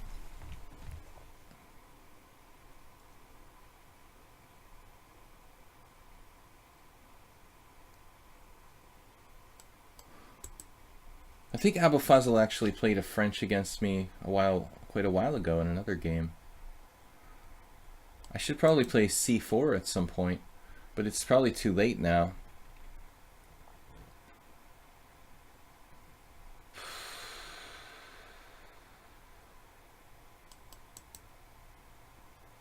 Not really sound to play C4.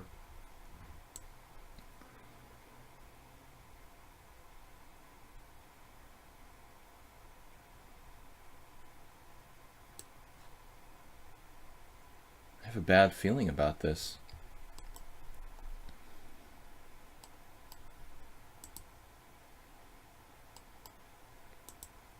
I'm definitely using too much time.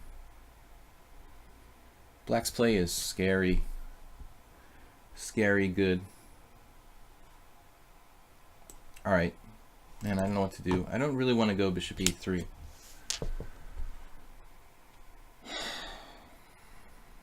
We could take on c5 and play bishop e3, trade the bishops at the cost of my pawn structure. I'm not crazy about ruining my own pawn structure. c4, now sacking a pawn. It's also not that good for me. And black is so solid, it's ridiculous. I don't know what to do. Oh, bishop a3 maybe. Yeah, but this isn't so good either. He's got answers for everything. I don't know what to do. Man.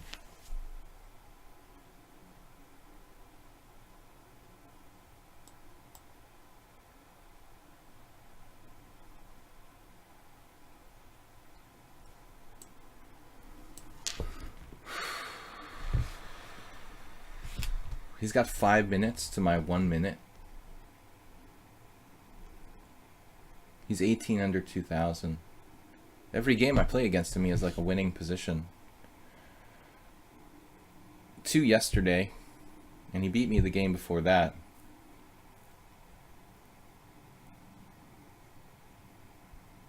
Okay, the second game yesterday, I was clearly winning, but he was winning for a couple moments too.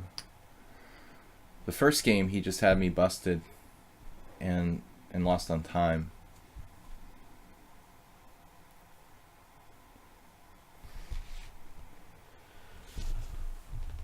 Sicilian, The French is a more solid opening than the Sicilian. I mean, it's really a matter of style. If you like closed positions, you prefer the French. If you like open positions, you probably prefer the Sicilian. I don't think that one is better than the other. And the same applies to e4, e5, which is kind of more middle of the road, I think. It all depends on how much you like closed positions versus open positions. You know, obviously if you prefer the Sicilian, you think the French is stupid, then you like open positions and tactics. But the French is more about like strategic play. So I decided to play queen d2 and try to do an active queen maneuver, transferring over here for attacking chances, without giving him access to like b2 by moving my c1 bishop. If I did like bishop e3 or something, he's jumping in here. And I think when we look at this game afterward, okay, this is a risky move by black.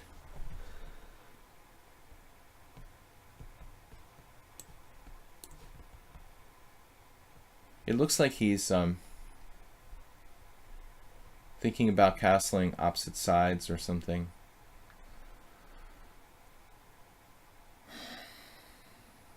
Shirov would probably kill him, but I'm no Shirov. I never really feel comfortable playing the white side of the French, being more of a d4 flank opening player most of my career. The French is probably the hardest opening for me to play against. I have much more comfort playing against the Sicilian or e4, e5, but I've never really felt at home playing the white side of the French. I think I have less than like 5 games in tournaments with white against the French, whereas I probably have dozens against like Sicilian and e4, e5.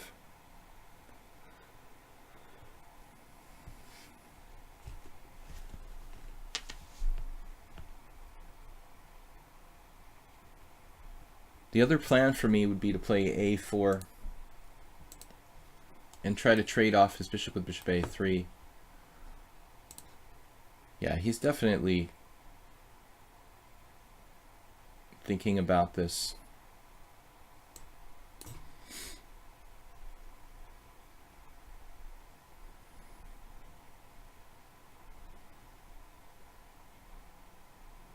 Trying to castle queenside.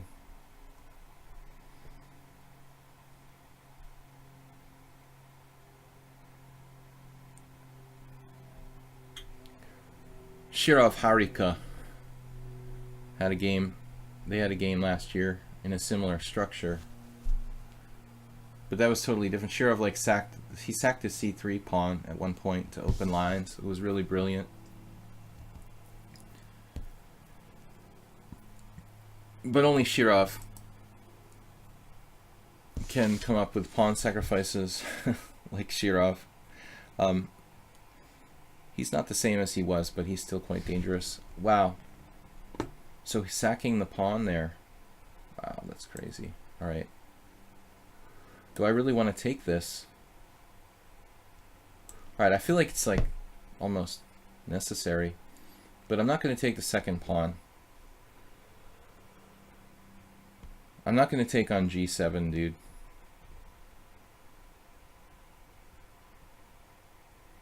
This looks pretty brilliant, actually, for black.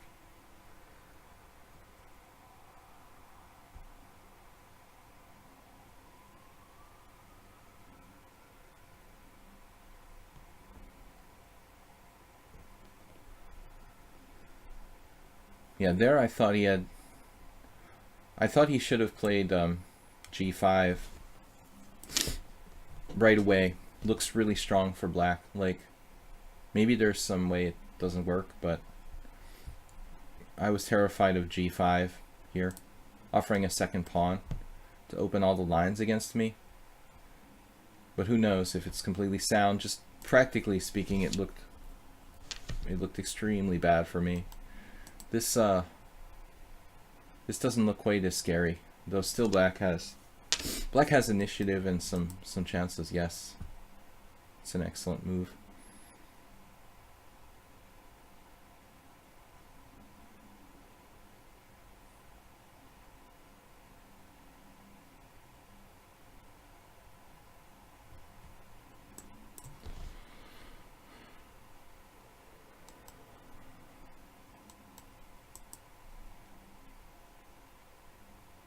Rook f5, bishop takes h6 now.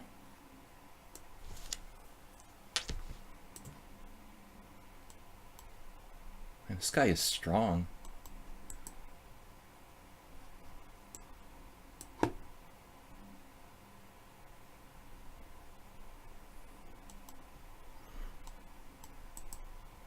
Good compensation for black.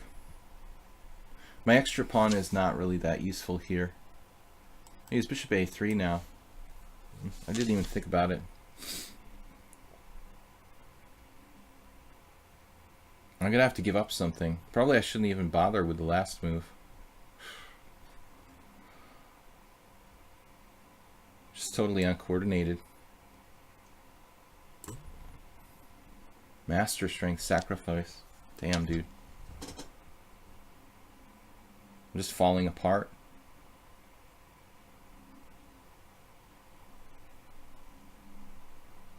Every game I have a lost position against him.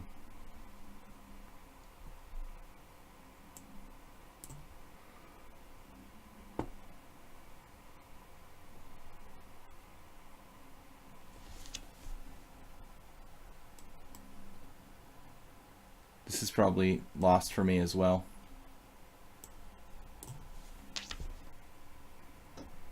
Oh no, this doesn't work.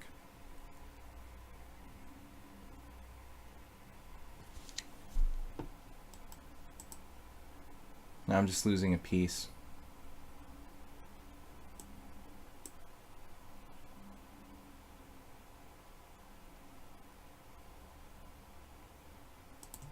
This is a wonderful game by black. Definitely master level.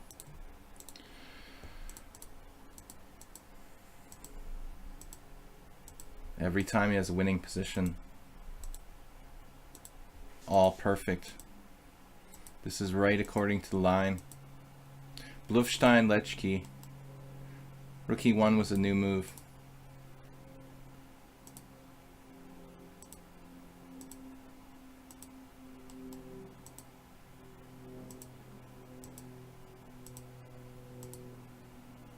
Yeah, g5 was best there.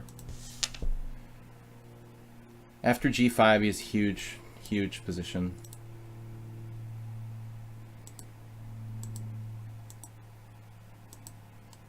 I had like one moment where I was okay here. It looks like I have to play perfectly though. Bishop e2, maybe a4. This is the only moment where I was okay, and then I'm lost again.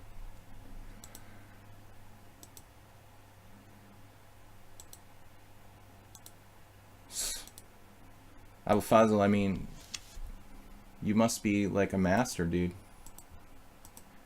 Every position you have a winning position. 3 inaccuracies, 20 cent pawn loss for black. It's every game you have a winning game, dude. Alright, I blundered, but I was in a probably lost position anyway there. Alright, unusual openings.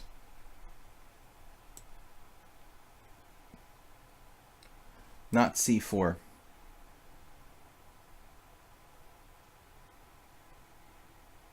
What are we going to do here? Let's play b4.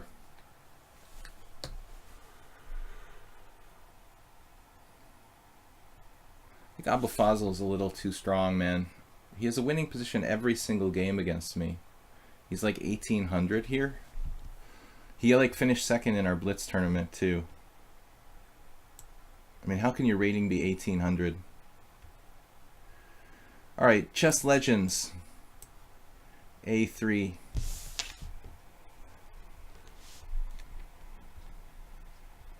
It's the main line to play bishop b2, but I don't really know the Polish. I'm just playing this like it's basically like a. I'm playing this like it's a kind of St. George reversed with an extra tempo. Pretty useful for white. I mean, 20 cent pawn loss in a in a blitz game is pretty impressive.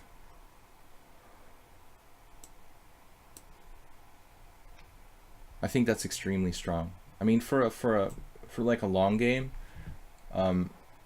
if your cent pawn loss, is like 15 or less, that's probably very strong. But in a blitz game, to have center pawn loss of like 20 center pawns or less.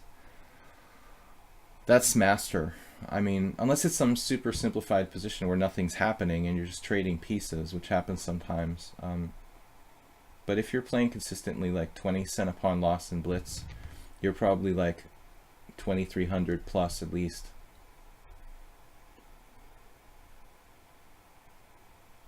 This is a kind of weird setup. He put his knight on d2 really early. That's strange. More common to see like bishop d6. Probably I should play c4 and then hopefully make use of the c file at some point when his knight can't reappear on c6.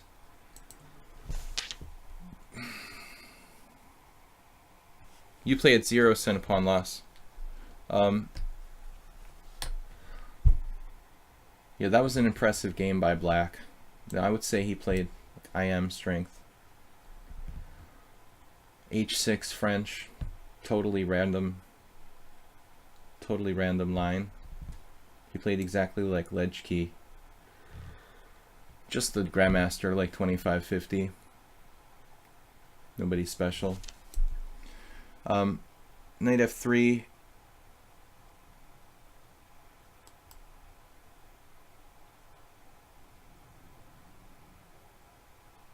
Yeah, this is probably just a transposition to a fairly normal line, but I did exchange kind of early on d5. I think I made a mistake. It's not a big mistake though. As long as his knight can't come to c6, it's probably not so bad. Maybe we need to develop our pieces here. Black is probably a little bit better in this position. I kind of regret releasing the tension. Chess Legends I've never played before, but I expect a master strength opponent. Almost every 1800 I play here is like 2200. People like to beat me on my stream. All right. Queen b3, maybe d3. d3 weakens my position a little bit.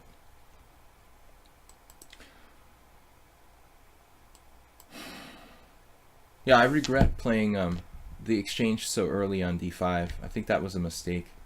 There's really no reason for me to do that in this position. I should go knight f3 first, and maybe even queen b3. I released the tension too early. Oh well. Alright. Maybe we'll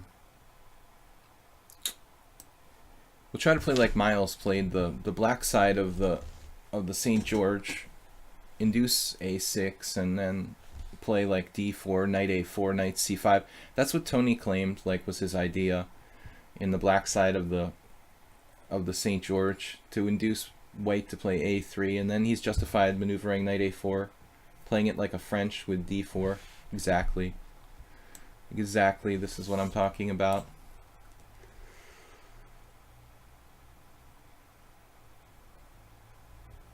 d4, knight d2, and then I can play knight a4 into c5, which was Miles's idea, to have some kind of justification. Otherwise, white just has a passive position, like he's playing a bad French or something.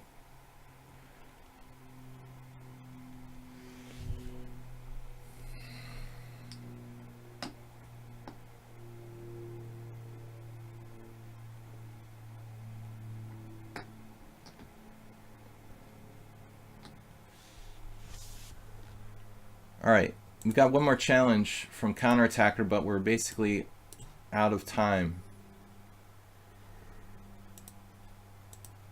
So we're going to save that game for next time, guys. Sorry, Counterattacker. Maybe if you see me online, you know, feel free to send me a challenge in my free time. But I think it's time to end the stream for today after this. I've got a video to record. I should have made an announcement earlier, but I kind of lost track of the time. So we're going to close it up after this game. We'll play Counterattacker at a later time. Maybe if you guys see me online, feel free to challenge me to a game. Usually I'm working, if you know, many times, If I'm just hanging out, I'm not playing. It's probably a sign that I'm working. But if you see me playing blitz or something, feel free to send me even a rated challenge. I only like play the casual games because I'm commentating, you know, and it breaks my concentration. I normally play rated games, so if you see me online, feel free to send me like a personal challenge to a rated game or something like that. All right, what are we doing now? B5 maybe? Try to get a little bit of space before I get mated on the king side.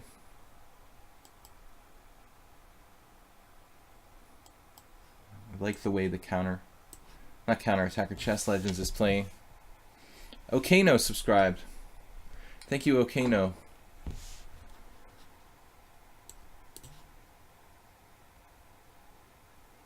Volcano. Okano. Man, Chess Legends is solid. He played this about as fundamentally as you can. Nobody's an easy game.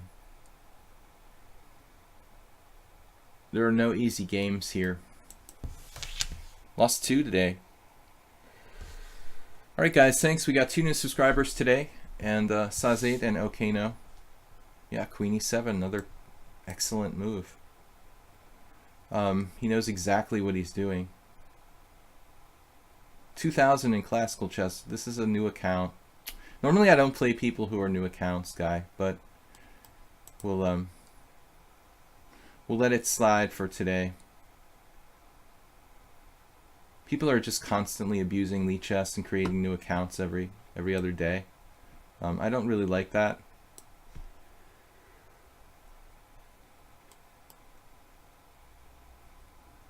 You're not supposed to do that. Yeah, this guy is pretty strong for 1700 in blitz. It's based on just 30 games. I'd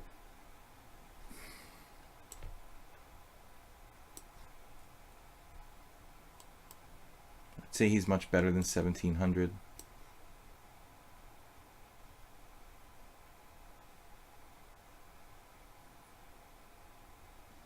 Black is still equal. I'm actually lucky that I'm equal because I have a little bit less space. Okay, the queen side compensates for the center to some degree. Black playing this flawlessly. It's totally okay for both sides. My knight is bad on a2, but what can I do? I have to unravel somehow. He was threatening to play queen b4 with the advantage.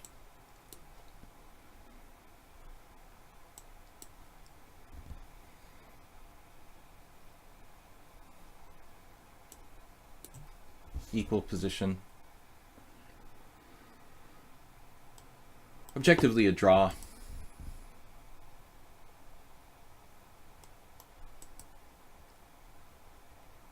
I mean, I can maybe outplay him from this equal position, but this should be a draw.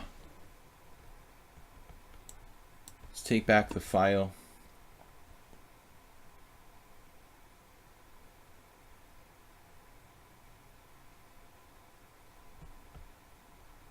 Last game, guys. I've got to get going after this. Just a human, but a strong human, not a 1700. Seems stronger than that. 2000-ish, probably. Now maybe I can try to get something going. I mean, 1700... Okay, like FIDE 1800 maybe, but like we're talking about lichess ratings. So when you're 1700 on lichess, you're supposed to be like 1500 FIDE. I mean, that's ridiculous. There's no way 1500 FIDEs are holding me to draws in blitz games.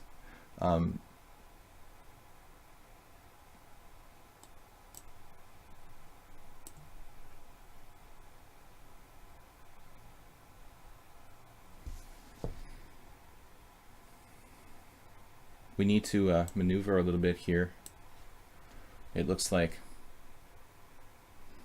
The other problem is there's a lot of multi-accounters. People who have like 3 different accounts and they keep like trolling me, Pawn takes, pawn takes. No, he's got that covered 100 times, so I thought we'd go here. Just your average 1700.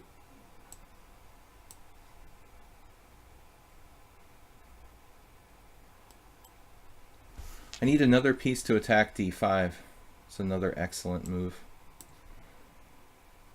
h6 perfectly timed.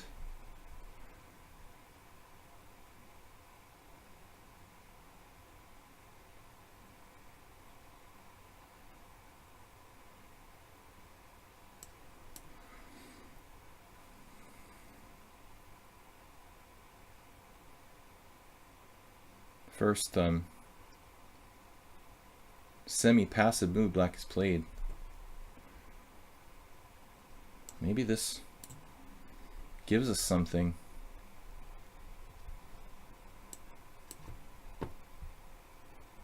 Now we have an advantage.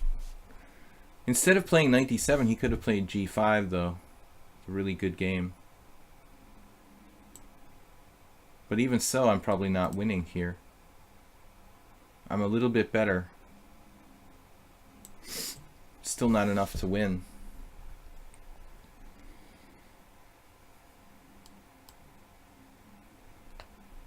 It would appear it's still not enough to win.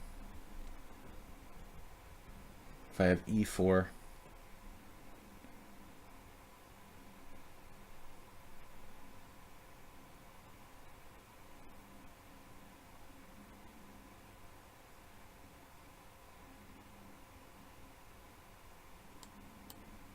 And e4 doesn't even do anything. The 1700. Man, black is playing really, really tough. Can anticipate all of my moves.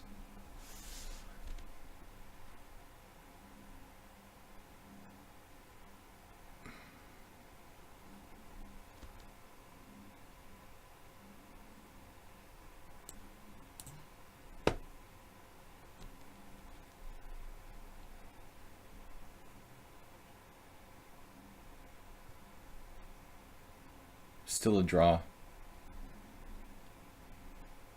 Curious about this move.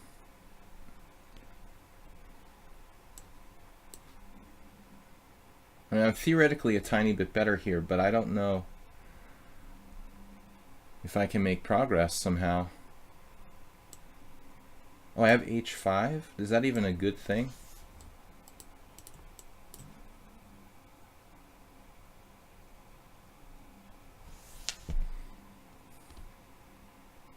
Wow. Alright. Maybe finally cracked up. Still, it's not that easy. I think I might be winning.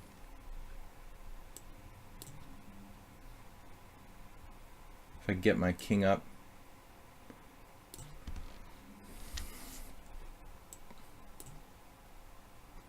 Now he missed bishop c2 check there, which was really critical.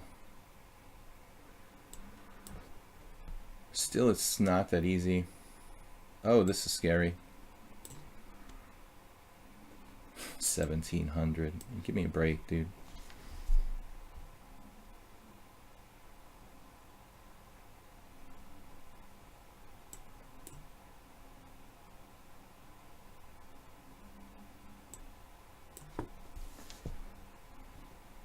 Probably like lost if I'm not careful here.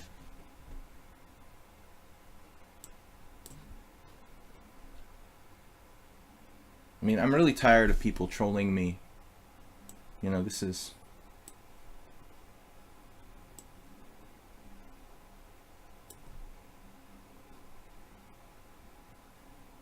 not a 1700. It is endgame technique, like a master. His blitz skill. Barely winning. Man.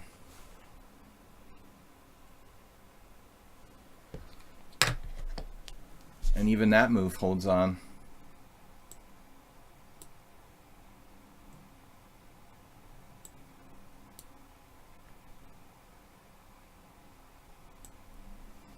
finally miscalculated something. Damn, dude, you're a hell of a 1700. Anyway, that's why I really prefer not to play the new accounts. Next time, just 100 games or more for people who challenge. We're going to be back Friday with another stream. It'll be 10 a.m. CET here. Blitz and Classical Chess. No stream tomorrow. Usually I do a subscriber stream on Thursday nights. But this week I'm celebrating Thanksgiving, so we'll be back